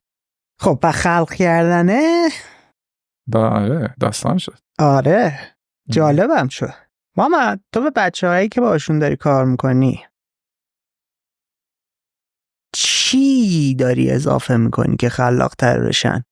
چطوری کمکشون میکنی؟ الان داری در مورد یه دریچه جدید، یه پنجره جدید برای نگاه کردن به خالق بودن، خلاق بودن اشاره میکنی. یه پنجره رو داری برامون ترسیم میکنی که تو اون پیشنهاد میدی بهمون، دعوتمون میکنی پاشیم بریم خودمون رو وصل کنیم به لحظه، خودمون رو با مشاهده‌گری آگاه کنیم نسبت به آگاهیمون، بتونیم ببینیم چه اتفاقاتی داره میفته و بعد بیایم با کودک موندنه، با فراموش نکردن کودکیه و کودک بودنه و اون رهایی هایی که داریم در کنارش یادگیریه، یک چیزهایی رو در مسیر مشخص مدون در چارچوب خلق کنیم و مسئولیتش رو گردن بگیریم که بعد چی بشه که صرفا به خودمون بگیم ما آدمای خالق خلاقیم. آره هم اون همین که فاکتور کنی. پول رو بردن رو داری میگی. اصلا اون هم هست خلاقیت حرفه‌ای. یعنی چی؟ یعنی که من این کارو اینجوری واگرا، خلاقیت فراموش نکردنی، همگرا، خلاقیت یاد گرفتنی، نتیجه، سولوشن، راه حل، دستمزد بده بیاد. این میشه کار. خب پولم نبود یه اثر هنری میشه، یه اختراع میشه، دستمزدت میتونه 1000 جو توجه باشه، نه تو زندگی باشه. شخصی خودت خلاقیت توی تعامل با شخص خودت صفا میکنی. میدونی؟ یعنی داری میگی که اگر ما اینطوری کنی جایزه میگیری. حالا یه جا جایزه دیگری بهمون داره میده، پول است، یه جا توجه هست، یه جا تشویق است، یه جا عشق است، یه جا لذت بردنه خودته. و اصل جایزه میدونی چیه؟ اصل جایزه اون جاییه که تویی، تو با خلق کردنت حضور وجود پیدا کردی. تو نذاشتی که همه چی برات. این اون مشاهده‌گریه که خودت با خودت کلیکر رو هی داری میخوری و خودت رو داری میبینی و میفهمی و تجربه میکنی و درک میکنی. آره دیگه، این اصلا به تو وجود میده. یعنی تو داری من وجود داشتم که تونستم اینو به وجود بیارم. یعنی داری غیر مستقیم میگی که یک بخش اعظم خلاقیت خودشناسیه. اصلا آره، چرا که نه. خودشناسی، فراموش نکردن، خودپروری، خودشناسایی، خود هرچی از خود دیگه. تو که به هر حال بیخ ریشمونه دیگه. خود ما درگیر خود بودیم. چند تا خود داری؟ زیاد نه، نمیشه گفت. به هر حال خود بگم حالا اسم کارگاه که میدونیم چیه، نخود. خب یعنی این که اگر خودو بگیم یه چیزی که مدام داره خلق میشه، مدام میتونه نوشه. برات بگم چند تا خود دارم، 2 تا خود. نو خود، کهنه خود. کهنه خود دقیقاً اون جاییه که وارد وادی تکرار شدم، وارد وادی موجود شدم، برام تعریف شده، یه تصویری برام تعریف شده که کهنه است، هم با زمان داره نمیره جلو. میدونی همیشه از زمان حال عقب‌تره. فکر کن تو همین الان به من بگی کپی رایتر، این به کهنه خود منه. شاید من چی خودتو صدا میکنی؟ خب دیگه هر جوری بگم من دارم یه فریمی از گذشته رو دارم به خودم اطلاق میکنم. شاید گذشته لحظه هی داره تمام میشه دیگه. پس هیچ لیبلی به خود نمیچسبه. خود آگاهه و مدام در تغییره. ولی لازم داری تو این برچسبا رو بچسبونی تا بقیه تو رو بفهمن، درک کنن. خب پس من کهنه خودم دارم معرفی میکنم. اینو حداقل با خودم رو راست باشم دیگه. یعنی اجازه تغییر رو به خودم بدم. چون گیر نکنم توی اون لیبل، توی اون فریم. توی کارگاه که پرسیدی، روی کرده کارگاه اینه. روی کرده کارگاه از تو میای قفلای آدما رو براشون من کاری نمیکنم. تو کاری نمیکنی. کمک میکنی با زاویه دیدی که بهشون داری میدی که از این قفلای اجتماعی، مدرسه داده، دانشگاه داده، ما رو جدا کرده از خودمون و تعریف کرده توی اون برچسب ها، کمک میکنی که بتونن فاصله بگیرن، نزدیکتر بشن به خود این لحظه شون که شد کهنه خود. حالا این لحظه شد باز کهنه خود و کمک میکنم کهنه‌شون رو عوض کنم. ولی بذار به قشنگ مرتب برات بگم چی کار دارم میکنم. این یکی از هزاران کاریه که ما دارم. از هر کدوم از بندای انگشتم حساب تا چیز می‌ریزه. دقیقاً از تواضع و فروتنی که ندارم شروع میکنم. خب از تواضع، از این که اول از همه بیایم اعلام وضعیت کنیم که ما کجاییم. ما اگر اومدیم توی یه کارگاه خلاقیت داریم در مورد خلاقیت و خلقت حرف میزنیم، در مورد بزرگترین چیزی که میشه حرف زد داریم حرف میزنیم که خلقته. خب در مورد هر چی هست داریم حرف میزنیم. پس اعلام وضعیت کنیم. خب جلسه اول میریم مثلا سراغ بیخ خلقت، اصلا بریم ببینیم آقا اون اول خلقت چه اتفاقی افتاد. همه حرفامونو میزنیم تا اونجا که میدونیم یا اونایی که نمیدونیم هم صحبت میکنیم. تا اونجایی که میدونیم و نمیدونیم، ولی تهش با این دید همه اینا رو بررسی میکنیم که ما که نمیدونیم. تواضع، نمیدانم به آدم تواضع میده و اصلا ما با نمیدانم شروع میکنیم. و اصلا نمیدانم آغاز حرکته. علامت سوال خیلی علامت قشنگیه، مثل بنزینه. علامت سوال بذار جلوی هر چیزی، یه سری چیزا شروع میکنن به حرکت کردن و بذار جلوی باورت، ببین اصلا اون باور شروع میکنه تغییر کردن. این نطفه شک رو میندازی تو، برو که رفتیم. اصلا با نمیدونم و تواضع شروع میکنیم، ولی میگیم پررو هم هستیم، شهامت هم داریم. اصلا خلاقیت رو حالا بذار وسط، میذاریم وسط، از دور خیمه میزنیم رو خلاقیت. بعد میگیم که آقا بیا حالا خلاقیت یعنی چی؟ یعنی امکان، یعنی پرسش، یعنی سوال، یعنی ربط، یعنی هیچی، یعنی همه چی، یعنی فلان. جسارتمون رو میبریم جلو. این شروع کاره، ولی جهت داره کارگاه. جهتش چیه؟ جهتش از مخلوق به خالقه، از وجود به موجوده. یعنی که بیایم ببینیم کجاها ما موجود یه عادت شدیم، موجود یه باور شدیم، بشناسیمش، تغییر نوش کنیم. موجود خیلی ابستره نیست، خیلی چون داری در مورد مفاهیم صحبت تمرین میکنیم براش، کلی تمرین روزه میگیریم براش، خویشتن‌داری رو شروع میکنیم، تمرین مشاهده‌گری میکنیم. روزه گرفتن اصلا ابزاره. خویشتن‌داری میتونم مثلا یه جوری برات خویشتن‌داری رو باز کنم ببینی که اصلا یکی از بهترین کارهای تاریخ بشر.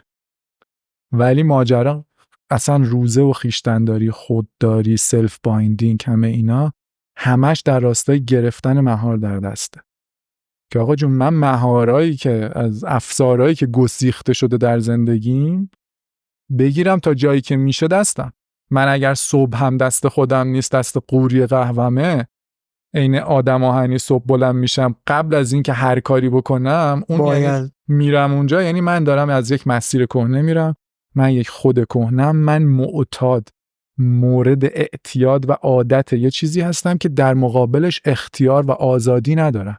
یعنی به هم میگن قهوه نخور یا چای نخور یا نون پنیر نخور، قاطی میکنن. خب پس این چی شد؟ این چه آزادیه؟ خلاقیت از همینجا شروع میشه که اون روز که بلند شدی نگاه کنی، مشاهده کنی، تصمیم بگیری، بیریف اون روزتو، نیاز اون روزتو بشناسی. اصلا شاید دلت آب ولرم خواست، یا اصلا دلت خواست، یا اصلا دلت نخواست. به خودت این اجازه رو بده که همونو بری بیرون از در خونه. خب ولی این اتفاق چقدر توی زندگی کسی که مقید یه چیزی در صبحشه میافته. بنابراین اونجا خودشو بسته دیگه. اونجا موجود چای شده، گفته مشروط شده، اگر چای، اگر قهوه، آنگاه بیدارم. خب من اینو نمیخوام. اینا لنگره برای تو. من میخوام برای همه دیگه داری یه چیز کلی داری میگی دیگه. اگر نمیدونم، اگر تریاک، آنگاه ردیف، آنگاه به. خب همینجوری هم شد. میدونی اعتیاد که شاخ و دم نداره. اگر موبایلم همراه هم بود، آنگاه احساس امنیت. موبایلو بنداز اونور، حس ناامنی اومد وسط، ببین که چقدر وابستگی. خب این تمرینایی که داری میگی مثلا از این جنس هم هست؟ چون مثلا یه سری تمرینا دیدم وجود داره برای اینکه تو رو خلاق‌تر کنه، که مثلا امروز بدون کیف پولت برو از خونه بیرون. این به اون میخوره. آره، تو رو وارد وادی ناشناخته میکنه و قشنگه دیگه. چون خلاقیت مواجهه با ناشناخته است. بلکه که میشه حوزه امن، میشه همون کامفورت، همون جایی که میخوای کهنه خود میشه. تو وقتی که پاتو میذاری از حوزه امنت بیرون، که تازه امنیت موهومیه دیگه. آره. تو فکر میکنی با این امنی، چون در نهایت ذهن بدن خلاق به ناامنی امنه. امنیتی وجود نداره. همین الان ممکنه بتره که امنیت برای دایناسورها هم وجود داشت. برای ما چجوری خب اون وقت آسایش و آرامش فکری پیدا می‌کنی؟ در همینه. تو وقتی که به ناامنی امن میشی، برات آسایش، یعنی یه پذیرش فوق العاده امکان برات باز میشه. آره، تو وقتی به غیره، به تغییر ایمان میاری، به این نیز بگذارد، به همه چیزایی که مثلا کل مراقبه میره زیر این باور دیگه، قانون نامانایی، هیچ چیزی پایدار نیست. کسی هم نتونسته ثابتش کنه چون مرده، نامانا بوده خودش. میدونی اگرم تونسته بگه خیلی هیچ چیزی تا اطلاع ثانوی الان همه بر این قولن که مانایی وجود نداره. خورشیدش هم یهو میترکه دیگه، چه برسه به هر چیز دیگه. تو وقتی که به این قانون امن باشی، چسب چسبندگیات برات کمتر میشن دیگه، چون چسب از جنس ماناییه. من میخوام بچسبم به این بماند، این که من خلاقم. چقدر خودتو زندگی رو جدی میگیری؟ جدی شوخی دیگه. جدی شوخی خیلی از این دولبه است. از این چیزا هم هستش که کجا جدی میگیری کجا جدی نمیگیری. ببین جدی میگیره یعنی یا به خودم میام میبینم که جدی گرفتم خودمو، بعد یکم یه بازدم و شل آقا خبری هم نیست. خب تو خلق کردنه چیه؟ ببین جایی که باز میگم خلق کردنه جدی است یا شله است؟ جدیت اگر معنای عهد و پیمان و مسئولیت بده، جدیت لازمه. کار باید بره جلو. نه داشتم با اون ذهن شیطونی که سراغ ایده ها و فلان. نه اون ولی میخواد که بازی کنه بره این نه دیگه. ببین تو میدونی تو کاربرد داری چی کار میکنی اینجور که داری تعریف میکنی؟ اون کاری که با مشتریات داری انجام میدی رو با بچه‌هات داری انجام میدی. چون گفتی اولین قدم اینه که با اونا میان فونداسیونه رو آماده میکنن. آره خیلی کار عمیق‌تری تو کارگاه انجام. اصلا تمرین مشاهده میکنی. اصلا تمرین این که مشاهده با توجه چه فرقی داره. میدونی مثلا یکی از تمرینامون هست که یه ویدیو 8 ثانیه‌ای بگیریم، مشاهده ظرافت تغییر. همین. بک‌گراند بچه‌ها چیه؟ همه چی داریم. از الان مثلا اینو گفتی من تایم لپس تو ذهنم اومد. دانش. خب من تو ذهنم اومدش که تو 8 ثانیه بخوام مشاهده گریه و تغییر رو نشون بدم، تایم لپس و دقیقاً اون چیزی که نمیخوایم. و تایم لپس هم داریم. و ببین تو این تمرین اونقدر چیزای باحالی برای بچه‌ها، برای هممون در میاد بیرون. مشاهده یعنی چی؟ مداخله نکنی. تایم لپس مداخله است. کجا تو ثبت داری می‌کنی؟ نه دیگه گفتم 8 ثانیه. تو اومدی یه چیزی رو زمان واقعی داری تو داری فشرده سازی می‌کنی. تو داری 8 ثانیه واقعی، نه 8 ثانیه کانتنتی. ببین 7 ثانیه باشه میگم این نیست. بعد دقیقاً مثلا ویدیو برام میفرستن 7 ثانیه است. من میگم بریف هم 8 ثانیه بود افقی. اذیت میکنه. خب اذیت نمیکنم. اون مسئولیت رو داری. آره میگم نگاه کن به چارچوب چی بود. بعد 8 ثانیه مشاهده. بعد تازه تو چون وقتی که این مشاهده رو با دوربین میتونی باز اونم بدنمندش کنی، میتونی بری یکم باهاش ور بری. بعد ویدیو بعدی که میشه مثلا 10 ثانیه توجه، اینا باید با هم فرق کنن دیگه. توجه وقتی بخواد ثبت چه با مشاهده تمرکز چه فرقی داره با این سه تا؟ خب بعد همون اونو که وقتی یاد میگیریم، اولین چیزی که بگم الان لوش بدم اینه که دامنه‌شون فرق میکنه. مشاهده بزرگترین دامنه رو داره. توجه تو به اونجا توجه میکنی. تمرکز قفلی تو میاری رو کنج دیوار. یعنی تو این سه تا ویدیو تکراری نمیشه خروجی بچه‌ها؟ نه اصلا این تمرین اوله که تازه میفهمیم اصلا مشاهده چی، شناختیم همش رو اصلا خروجی مهم نیست. میدونی چه چیزای بازخورد؟ یه سری دیر میفرستن، کمالگراییشون میاد جلوش.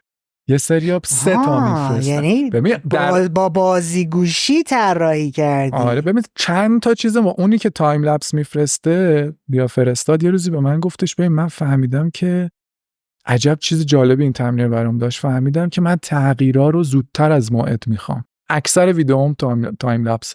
فکر کنم همچین چیزی در مورد خودش کشف کرده. جالب نیست؟ فقط با اون. یعنی اصلا این که اون ویدیو ایدهش چیه که اصلا مهم نیست. حالا مشاهده خیلی اصلا داری همین الان که جلو من نشستی داری تعریف میکنی، من همش ذهنم داره تهش، یعنی پروداکت رو میبینه، خروجی رو میبینه. من برای چی باید خروجی انقدر برام مهم باشه؟ وقتی انقدر دستت بازه که مشاهده. آره همش ذهنم چرا همش ذهنم درگیر اون بخش ماجراست. از کجا داره میاد؟ یعنی من آدمیم که خروجی برام اهمیتش بیشتره. نکنه بیف میاد من ذهنم سری میپره، چون خودم تو زندگی شخصی خودم مسیر رو دوست دارم، ولی انگار وقتی بهم یک خواسته ای دارن یا درخواستی میاد یه بریفی جلوم قرار میگیره، همش ذهنم میره سمت این که مقصد چیه، هدف چیه، پروداکت چیه، ددلاینش کیه، چجوری میخواد قضاوت چیه. اصلا میدونی این خیلی مهمه. اصلا اونجاست که ترس از قضاوت رو من جلسه بعد تازه میتونم در موردش حرف بزنم، چون یه تمرین ملو شده قرار تو گروه هم بفرستیم. هی هم گفتم آقا اصلا دکمه رکورد 8 ثانیه نگه دار هر جا. این میشه مشاهده، نمیشه ثبت لحظه هم مشاهده کردی دیگه یه چیزی رو دیگه. ولی این وسواسه از کجا میاد؟ این رقابت از وای میستی یکی دیگه بفرسته بعد تو ببینی چیه. آره. همه اینا ببین نباشم کوالیتیم پایین نباشه. بعد اونجاست که میتونم در مورد قضاوت حرف بزنم، ترس از چیزای موانع خلاقیت. اینجوری پله پله میریم بالا که بعد تازه وارد وادی موجود به وارد وادی وجود میشیم که آقا حالا وجود پیدا کن. همه یه میدون معروف هم داریم اسمش میدون قیامه که تو از 1000 راهی که بخوای بگذری از میدون قیامه اپل خیلی از این میدون گذره، هر نوآوری از این میدون میگذره. ما خیلی از اوقات میرسیم به میدون قیام اوه دوباره دور برگردون دور میزه ولش کن اون جایی که به میدون قیام میرسی. قیام یعنی چی؟ یعنی ایستادن یعنی چی؟ یعنی وجود پیدا کردی. تا قبلش که تو سری خوره نمیدونم یه چیز بیرونی بودی. میدون قیامه برای من جاییه که باید مهار کنی. بله. پا میشی میگی نه، میدونی، میگی اینجوری که تا الان بود نه، با عین اینجوری که من میگم پاشم وای میستم، اگرم اشتباه بود یه چیزام یاد میگیرم و تمامی چیزایی که هست دیگه در موردش. ولی اون نه رو یه جای آدم باید بگه. چقدر در مورد این مسئولیت جالب داری صحبت میکنی. چون لایه پشتیه من مسئولیت پذیریه رو که داشتی میگفتی و میبینم دیگه. آره. اون مساوی با آزادیه. میدونی آزادی یعنی همین دیگه، آزاد بودم که این کارو کردم. در مورد خلاقیت‌های بدون بریف و این داستانا هم چیزی فکر کردی تاری؟ آره دیگه. خلاقیت‌های تصادفی به درد نخور. خلاقیت اکثرش تصادفی برای من که اینجوریه. تصادف اینجا یه ذره در تناقض با این چیزی که داری ترسیم می‌کنی نی؟ تو یه وقتی محفل تصادف اونو تو آماده میکنی مثل برینستورمینگ فهمیدم. مگه برینستورمینگ چیز جز تصادفه؟ نه دقیقاً. ولی داره احتمال تصادف، پاسیبیلیتی، امکان داره میره بالا و اونجاست که تمرینایی که به این کمک میکنن مثل همین یه کتابو بردار بیار، یه چیزی من میگم اون یکی یه چیزی روش بگه، تمام تمرینایی که ما رو به بیراهه میکشونن که اسمش بیراهه نیست، نه رها کردن هست دیگه. ذهن بازیگوشو فعال کردن است، امکان میاره بالا. خب ببین من الان 2 تا چیز جالب به ذهنم میرسه. توی مراقبه تو داری خودت رو و لحظت رو تهنشین میکنی، خب تا متوجه بشی، آروم بشی، متمرکز بشی، مستقر بشی. ولی از اون ور خلق کردن خودش یک کیوتیکه، یه چیزیه که انرژی بالا، هیجان زیاد، شلوغی بالا، زیر میز زدن، دیوونه بازی. چی گفته؟ خب نه تو فرایند وقتی میری این اتفاقات رو میتونی تجربه کنی، شور و هیجان و خب این دوتا یه ذره با هم در تضاد نیستن؟ نه اینا در تکاملن با هم. چجوری داری میری لوپ میبینی؟ میاد اینجا میره مثلا تو اون فضای چه میدونم واگرایی، میاد اینجا بعد تو همگرایی تو اون سکون و تمرکز رو میاری. ببین شور و هیجان در چه ظرفیه؟ در چه بستریه؟ یعنی چی؟ یعنی که کلی داری یه چیزی یه تصادف و شور و هیجانی یه جایی باید شکل بگیره دیگه. اون جای اون فضای آگاهیه، بقیهش دیگه این نقل و نباتای وسطشن که میخورن به هم. فکر کن بیا از خلقت بریم. خلقت چیه؟ یه فضای لایتناهی در کائناته. ایده ها چی هن؟ خورشید، زمین، عطارد، توی زمین 1000 تا چیزه، کلاسترها و فلان، هوا. خب یکی محیط، یکی محاطه، خب یکی اون ظرف، یکی مظروفه. تو هر دوی اینا رو باید بهش بپردازی. تو یه وقتایی برای این که واکنشات بیشتر شن ظرف تو باید بزرگ کنی اینا بتونن تکون بخورن. مثل این که تو خونت اونقدر پر بشه نمیتونی دیگه جابجا کنی چیزی رو، ایده جدید نمیتونی توش اجرا کنی، تو نمیتونی اصلا تکون بخوری، گیر میکنی به دیوار. تو همش تهران بمون، سفر نرو، ایده هات همش میشن در حد ایده تهرانی. ایده تهرانی. برو ایده جهانی دیگه، برو جهانو میگردی و یه چیزی اونجا میبینی، یه چیزی. یعنی امکان خیلی کلید واژه است که امکان تصادف رو بیشتر کنی، فضا رو بیشتر، فضادهی. میدونی یه سری چیزا یه گفتگویی میتونه فضاده باشه. سکوت کیه؟ مادر فضاست. خب سکوت خود فضاست. تو در سکوت میتونی نوتاتو بچینی دیگه. تو در یه سری نویز میتونی، اگه اصلا سکوت نباشه معنا پیدا نمیکنه. پس به جفتش میپردازیم. در نخود بیشتر به فضا. خب ببین الان یه چیزی باز تو ذهن من اومد در مورد قیدا که داشتی صحبت میکردی. ما رسیدیم به جایی که این چیزی که داریم میگیم این محدودیت‌ها و قیدای بیرونیه، ولی درون ما پر قیده. نه قیدایی که خودت میذاری برای خودت دیگه. حالا میتونی قیده رو برداری، در زمان سفر کنی، در مکان سفر کنی، آزادی عمل داشته باشی، خودت روی هویت دیگه‌ای بدی، جنسیتت رو عوض کنی. یعنی ذهن ولی باور قیده دیگه. هر باوری قیده. آره. اون چیزی هم که میری خودت رو میگی من با بی قیدی، مثلا الان من حسینم، خودمو حسینه تصور میکنم خودم یه زن تصور میکنم، یک تعریفی باوری در مورد زن بودن دارم که اون داره چارچوب اون میسازش. درست داری میگی. خب من الان این به ذهنم میرسه، خب ما با این تو ذهن سفر کردن و رفتن و دیدن و کنجکاوی کردن داریم یه تجربیاتی به خودمون اضافه میکنیم دیگه، یک چیزایی رو داریم حس میکنیم، لمس میکنیم، درک و دریافتش رو داریم.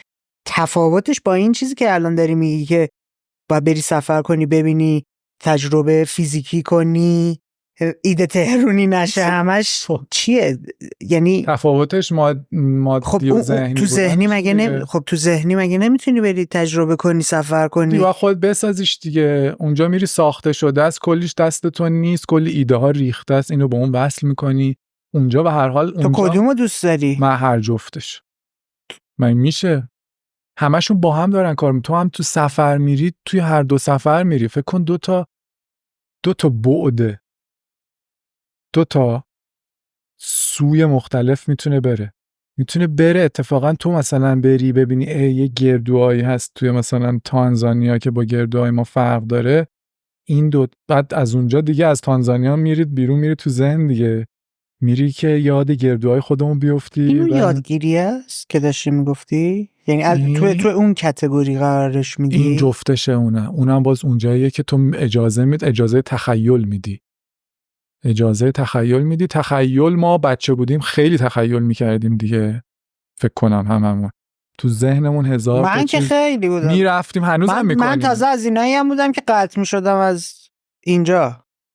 یعنی وقتی میرفتم تو سرم بمبم معلم میترکی 50,000 بارم صدا میکردن، متوجه نمیشدن. حتی گاهی اوقات شده بود میمدن تکونم میدادن، باز اولش نبودم، بعد مثلا یه 3 ثانیه 4 ثانیه دیلی برمیگشتم، اینقدر غرق میشدم. میره دیگه. حالا اینو برات بگم، تخیل اضطراب تخیله. بنابراین خلاقیت. میدونی تمام چیزایی که دولبه‌ای هست دیگه، مثل ترس هست، مثلا افسردگی تخیل، تمام گفتگویی در همه این از جنس خلاقیتن. خیلی جالبه که خیلی بهشون اصالت خلاقیت داده نمیشه. چرا؟ چون آگاهانه نیست خیلی وقتا، چون تو درگیره، چون مهار شدنش ممکنه یه ذره سخت بشه، ولی همونی که مهارش میکنه یه استرابی رو تبدیلش میکنه به فیلم. برای همین داشتی میگفتی که اون کسی که سیگار رو ترک کرده یه کار خلاق انجام داده. آره دیگه، با یه فضای جدیدی از بودن روبروه. حداقلش این که تو روز به اندازه یه پاکت سیگار وقت آزاد داره دیگه، یه فضای جدیده. یه خود همیشه اینجوریش دیگه نیست، یه بدن جدید داره. الان دسته میتونه حرکت دیگه بکنه، اینجا با یه پینه نبسته مثلا، هر چی. میدونی خود جدیده که دوباره خود جدید همیشه کهنه میشه. تو هی باید نونگر و نوترین حالتی که حداقل من سراغ دارم برای وجود اسمش حضوره. این حضور رو همون رسالت فردی و این داستان و اینا داری میبینی یا مراقبه میبینم؟ اینا مراقبه اونجاییه که تو از سیر زمان خارج نمیشی، به خاطر همین مشاهده آنچه هست داری میکنی، نه جلوتر نه عقبتر، نه لیبل دار نه بی لیبل، همونی که هست.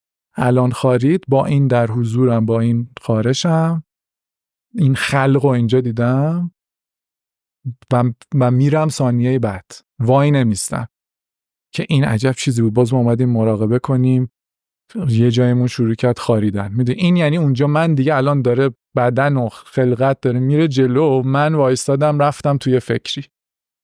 بنابراین دارم انگار از بعد دوباره به خودم میام. آگاهی همینه، بیداری، یعنی بیداری در لحظه است. بیدار که میشی 10 دقیقه قبل و 10 دقیقه بعد که بیدار نمیشی، در لحظه بیدار میشی. به خاطر همین بیداری رو با آگاهی همیشه هم تراز میدونن. بدن خیلی با آدم، اصلا ما که در بدنیم، اون که هیچ. آره دیگه. بدن خیلی ارتباط ماست با لحظه. بدن خیلی چون مکانمنده، در مکان نقطه جی پی اس داره که میتونی همیشه مستقر شی، رجوع کنی بهش. چی میشه یه رفیقت اینجوری میزنه بهت، میگه کجا رفتی؟ برگرد. میری. میدونی در زمان، ذهن خیلی به زمانمندی داره، در زمان حرکت میکنه، امتدادش اونجاست. بدن در مکان. به خاطر میگن یارو پاش رو زمینه، به خاطر میگن طرف سرش تو آسموناست. و اینا مراقبه اینا رو میاره زرت مستقر میکنه روی هم. میبینی چقدر جای جالبیه. بعدن چون یه خطری داره وقتی که ذهنت میره، همون که میگم به لیمو ترش فکر کن، این چیز بزاقت ترشح میشه، ذهن بدن رو میبره با خودش. یعنی خیلی وقتا ما به یه خاطراتی، به یه چیزای خیلی ناگواری ممکنه فکر کنیم، بدنمون رو میبریم به اون زمان. یعنی به خودمون میایم میبینیم اینجوری بدن مچاله شده، یعنی بدن هم جابجا میشه، در اصل شبیه اون بدن میشه. به خاطر همینه که افسار ذهن مهمه، انتظار، توقع مهمه، چیزی که آدم تصور میکنه مهمه، چون داره بدن رو تحت تاثیر قرار میده. خیلی خیلی جالب داری میگی، داری به چیزی اشاره میکنی بهش بکارت تجربه میگن. تو نسبت به هر چیزی یه بکارتی داری تا برای اولین بار میای از دستش میدی و تمام باقی زندگی در حال بازسازی اون لحظه از دست دادن بکارتی. باکرگی تجربه اینه. الان داری میگی غذا رو وقتی میذاری دهنت، اون گوشه ذهنت دفعه اولی که اومدی اونو خوردی میاد وصلش میکنه، آها از اون بهتره. بعد دفعه اولی که مثلا رستوران فلان خوردی، دفعه اولی که این غذا رو اومدم با تو توی این رستوران خوردم، هی لحظه هی داره تغییر میکنه. ولی تو دائم خودت رو داری وصل میکنی با اون، قیاس میکنی. چه جالب. پس این تمرین میتونه خیلی با در مواجهه نو با لحظه بهت کمک میکنه، که اصلا در ذهن بهش میگن ذهن آغازگر دیگه، ذهن بیگینرز مایند. یه کتاب خیلی خوبم در موردش هست، ذهن آغازگر، که این آغازگری خیلی اصلا با آدم خیلی شوق و اشتیاق میده. یعنی که مثلا من به این جسم انگار دفعه اولمه، یا به این طعم، یا به این گل، بدون اینکه حتی اسمشو بگم انگار دفعه اول دارم باهاش مواجه میشم و انگار آری میشم از تمام معانی و کهنگی‌های گذشته. عالی. بریم سمت جمع‌بندی. برو بریم. شروع گفتگومون از این بود که کوزی کورنر تو چیه، چجوریه، چه زمانیه. برای اینکه تازه بتونی کوزی کورنر خودت رو برای ما یه ذره باز کنی، یه ذره شروع کردی فونداسیون ساختن در مورد مراقبه کردن، در مورد مشاهده‌گری، در مورد اینکه چه مراحلی وجود داره تا مشاهده کنی، بعد بیای آگاهی نسبت بهش پیدا کنی، بعد بیای حالا ببینی میخوای مداخله بکنی یا نکنی. یعنی شروع کردی یه زیرساخت فکری رو برای ما ترسیم کردن تا رسیدی به جایی که در مورد این با ما گپ زدی که ایده های مختلف، موضوعات مختلف مثل ابرهایی میمونند که میان و میرن. تو اگر بتونی کاری کنی که خودت رو در لحظه قرار بدی، انقدر توانمند بشی تو مشاهده‌گریت، حالا میتونی کوزی کورنر خودت رو پیدا کنی. این چیزی بود که تجربه تو میشد. گفتیم حالا محمد معتمدی به عنوان کپی رایتر مواجهش با بریف، ایده پردازی و خلاقیت چیه. اومدیم دیدیم که ایدئال و درست و مسیری که تو برای خودت طراحی کردی و باهاش به آب میزنی از این جنسه که میای اول میری یک زبان مشترکی و با سفارش دهنده، مشتری، طرف مقابلت شروع میکنی ساختن. پندارشون رو میبینم چی؟ تعریف ها رو واحد میکنی. آره. شروع میکنی همه چیز رو یکی کردن. اگر داری در مورد چه میدونم مثلا رشد صحبت میکنی، این رشد یا توسعه است مثلا. این رشد یا بزرگ شدن است مثلا.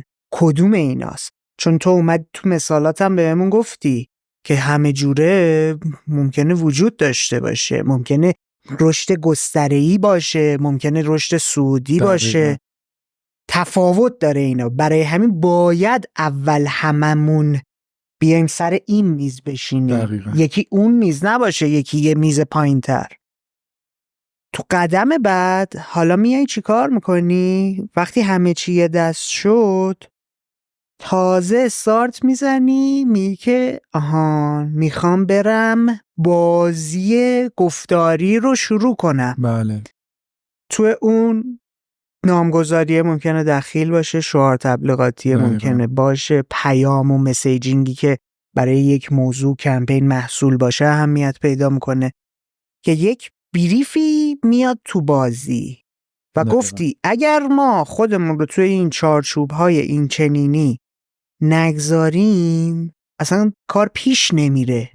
درستش اینه که این اتفاق بیفته و حتی اگر نیفته تو خودت میبری سمت این که این رو رقم بزنی، تبدیلش کنی به بریفای خردتر، ریزتر، متمرکزتر، دقیقتر. بعد اومدیم گفتیم خب حالا رسیدی به یه جایی که میخوای برای این موضوع ایده پردازی کنی، میخوای بیای خلاقیت رو گردن بگیری و مسئولیتش رو بپذیری و بری تو دلش و زیرخمش رو بگیری. حالا داری چی کار میکنی؟ در مورد 2 فرشته چپ و راست رو شونه‌هات صحبت کردی. یکی که فراموش نکنه، همش یادآوری داشته باشه، کودک درونه باشه که تو دلش شجاعت داره، شهامت داره، حماقت داره، سوال داره، ماجراجویی داره و هزار ویژگی خاصی که برای یک فرایند خلاقه و آدم خلاق احتیاجه و که میشد اون تفکر واگرا. بله. اینجوری هم میشه مپ کرد روی آیدهش. دقیقا. و از این ور اون فرشته یادگیرنده که بیاد اون چیزایی که چارچوبا بود توی بریف یادشون بگیره، عمیق‌تر بشه، سوال بپرسه، درگیرش بشه، سنجش داشته باشه که بتونه بیاره اینا رو به این وصل کنه. بله. اینجا چی کار داره میکنه؟ همگراشون میکنه. زمین به سولوشن برسونه. چون اونجا پرت میخواد بره هر جایی، شهامت، همه این چیزایی که در میدونیم دیگه. بازی کنیم. آفرین. بازیگوشی رو انجام بده. وارم آپ شروع میشه. آره. و از اونجا بیاد برسونه به خلقه و خلق کردنه. اینجا بود که رسیدیم به اینکه اصلا خود خلاقیت چیه؟ خالق کیه؟ خلاق کیه؟ یعنی بازی کلامی خودت رو، شیطنتاتو شروع کردی، ما هم انداختی تو بازی. متوجه شدیم بر اساس تعریف و زاویه دید تو خلاقیت ریخته که هست. آره. خلاقیت یعنی هر تغییر، یعنی نو شدن، یعنی عوض شدن. هر لحظه داره لحظه بعد خلق میشه. برای همین یک چیز دیگه وقتی اینو میچرخونی دیگه این نسبت به جای کهنه خودش عوض شده، یک چیز جدیده، یک تجربه جدیده، یک حس جدیده. خلق. ولی آیا لزوما وقتی داریم میگیم که پیرامون ما خلاقیت ریخته و ما که تکون میخوریم هی گیر میکنیم بهش و شروع میکنیم خالق شدن، معنیش اینه که خلاقیم؟ نه. اینجا چند تا پارامتر دیگه اومد تو بازی. 1 بگو. گردن گرفتن. بله. مسئولیت. تا زمانی که تو مسئولیت این رو نپذیری نمیتونی اسم خودت رو خلاق بذاری. 2 تا زمانی که این برای تو تکرار شدنی نباشه نمیتونی اسمش رو بذاری. 3 تا زمانی که نتونی بفروشیش نمیتونی اسم خودت رو آدم خلاق بذاری. حالا فروختن که داریم میگیم لزوما نه اینکه پول ازش بکشی بیرونا، نه، میای باهاش یه حس خوبی و خلق میکنی، میفروشی به خودت و دیگری، میای یک لحظه شادابتر، جذابتر، بانمکتر جوری درست میکنی که آدم‌ها یک چیزی به دست میارن، خودت یک چیزی به واسطه تجربه کردنش به دست میاری. اینجا رو که تجربه کردیم من ازت سوال پرسیدم که خب برای خلاقتر شدنه، برای خالق بهتری شدنه چه کارایی باید بکنی؟ ما رو دوباره اومدی برگردوندی به آگاهیه. شروع کردی توجه خاص دادن به اون آگاهیه. در مورد این صحبت کردیم که توی آگاهیه یه خودی وجود داره. خودی که الان میبینیش در این لحظه، خود الانه، لحظه بعد خود لحظه قبل که اسمشو گذاشتی کهنه خود. و یه دریچه جدیدی باز شد در مورد کارگاهایی که داری، در مورد کلاسای خلاقیتی که داری. متوجه شدیم داری زیرساختی رو آماده میکنی که آدم‌ها کهنه خودشون رو نگاه کنن و برن سمت خلق کردن و ساختن نو خودشون، خود نوشون. بله. توی این مسیر در مورد سری تکنیک‌ها و تمرین‌ها صحبت کردی که آدم رو در لحظه مواجه میکنه با خودش، کمکش میکنه که چشم تو چشم بشه با خودش، ببینه کجا وایساده، چی کار داره میکنه، چه مدلی داره نگاه میکنه، تجربه میکنه، از زوایای مختلف خودش رو داره مانیتور میکنه، درک و دریافتش رو بالاتر ببره تا بعد تازه برسه به جایی که یک رهایی در عین حال همراه با خودآگاهی و آگاهی رو تجربه کنه تا بعد بره مسئولیتی که داشتی در موردش صحبت میکردی رو گردن بگیره، بپذیره، به دوش بکشه تا بعد بیاد تبدیلش کنه به رفتار که تازه بشه اسمش گذاشت آدم خلاق. آره، تازه آخرش هم اسمش هم نشه گذاشت چون به بزاری کهنه شده. آره، یه سبک زندگی، یه پیوستاره. داری در مورد یه سبک زندگی سرشار از خلاقیتی صحبت میکنی که کلیدش اون لحظه است، درک و دریافت از لحظه است، تجربه کردن لحظه است، زندگی کردن لحظه است، نزیست کردنش و دائم وارد یه چرخه مفید خلاقه کردنش برای اینکه خودت رو هر روز نو کنی، اطرافت رو، محیط پیرامونت رو نو کنی، کهنه خودت رو نو کنی، نو خودی بشی. آره. چیزی جامون؟ نه، عالی گفتی. همراستا با خلقت بری جلو. آفرین. آره، جای خوبیه برای اینکه آدم باهاش بره دیگه. همیشه خلاق، خلقت خلاق تو هم هستی. آره، بخشی هستیه دیگه. آره دیگه. هر چقدر به فضای آگاهی بزرگ نزدیک باشی، هی نری به غفلت‌های کوچک، هم خلق توی خودت صورت میگیره، هم یا شگفت زده میشی، هم یه جاهایی میبینی که الهام کلی میگیری، در خلقت اینجوری داره به من، میدونی اینجوری داره چیز میشه، تصمیم گیری میشه، یه جاهایی الهام خیلی میگیری. اصلا کاش در مورد الهام هم حرف می‌زدیم، خیلی اونم داستانای خودشو داره که اصلا یه نوبت دیگه باید بذاریم. مراقبه خیلی آدمو به فضایی که چون دریافت آدمو باز میکنه، الهام چجوری شکار کردن نشه، گرفتن الهامت میره بالا، چون فضات باز، ورودیات زیاده. چه گفتگو با نمکی هم بشه الهامگیری. آره تو هم که شیطون الهاما مال منن. آره ولی خوبه. قطعا بذاری. من که استقبال میکنم. سوال آخر، این گفتگو رو به کی تقدیم میکنی؟ تقدیم کردم به زمان. آره دیگه، گفتگو جفتمون تقدیم کردیم. تمام شد رفت دیگه. گفتگو رفت.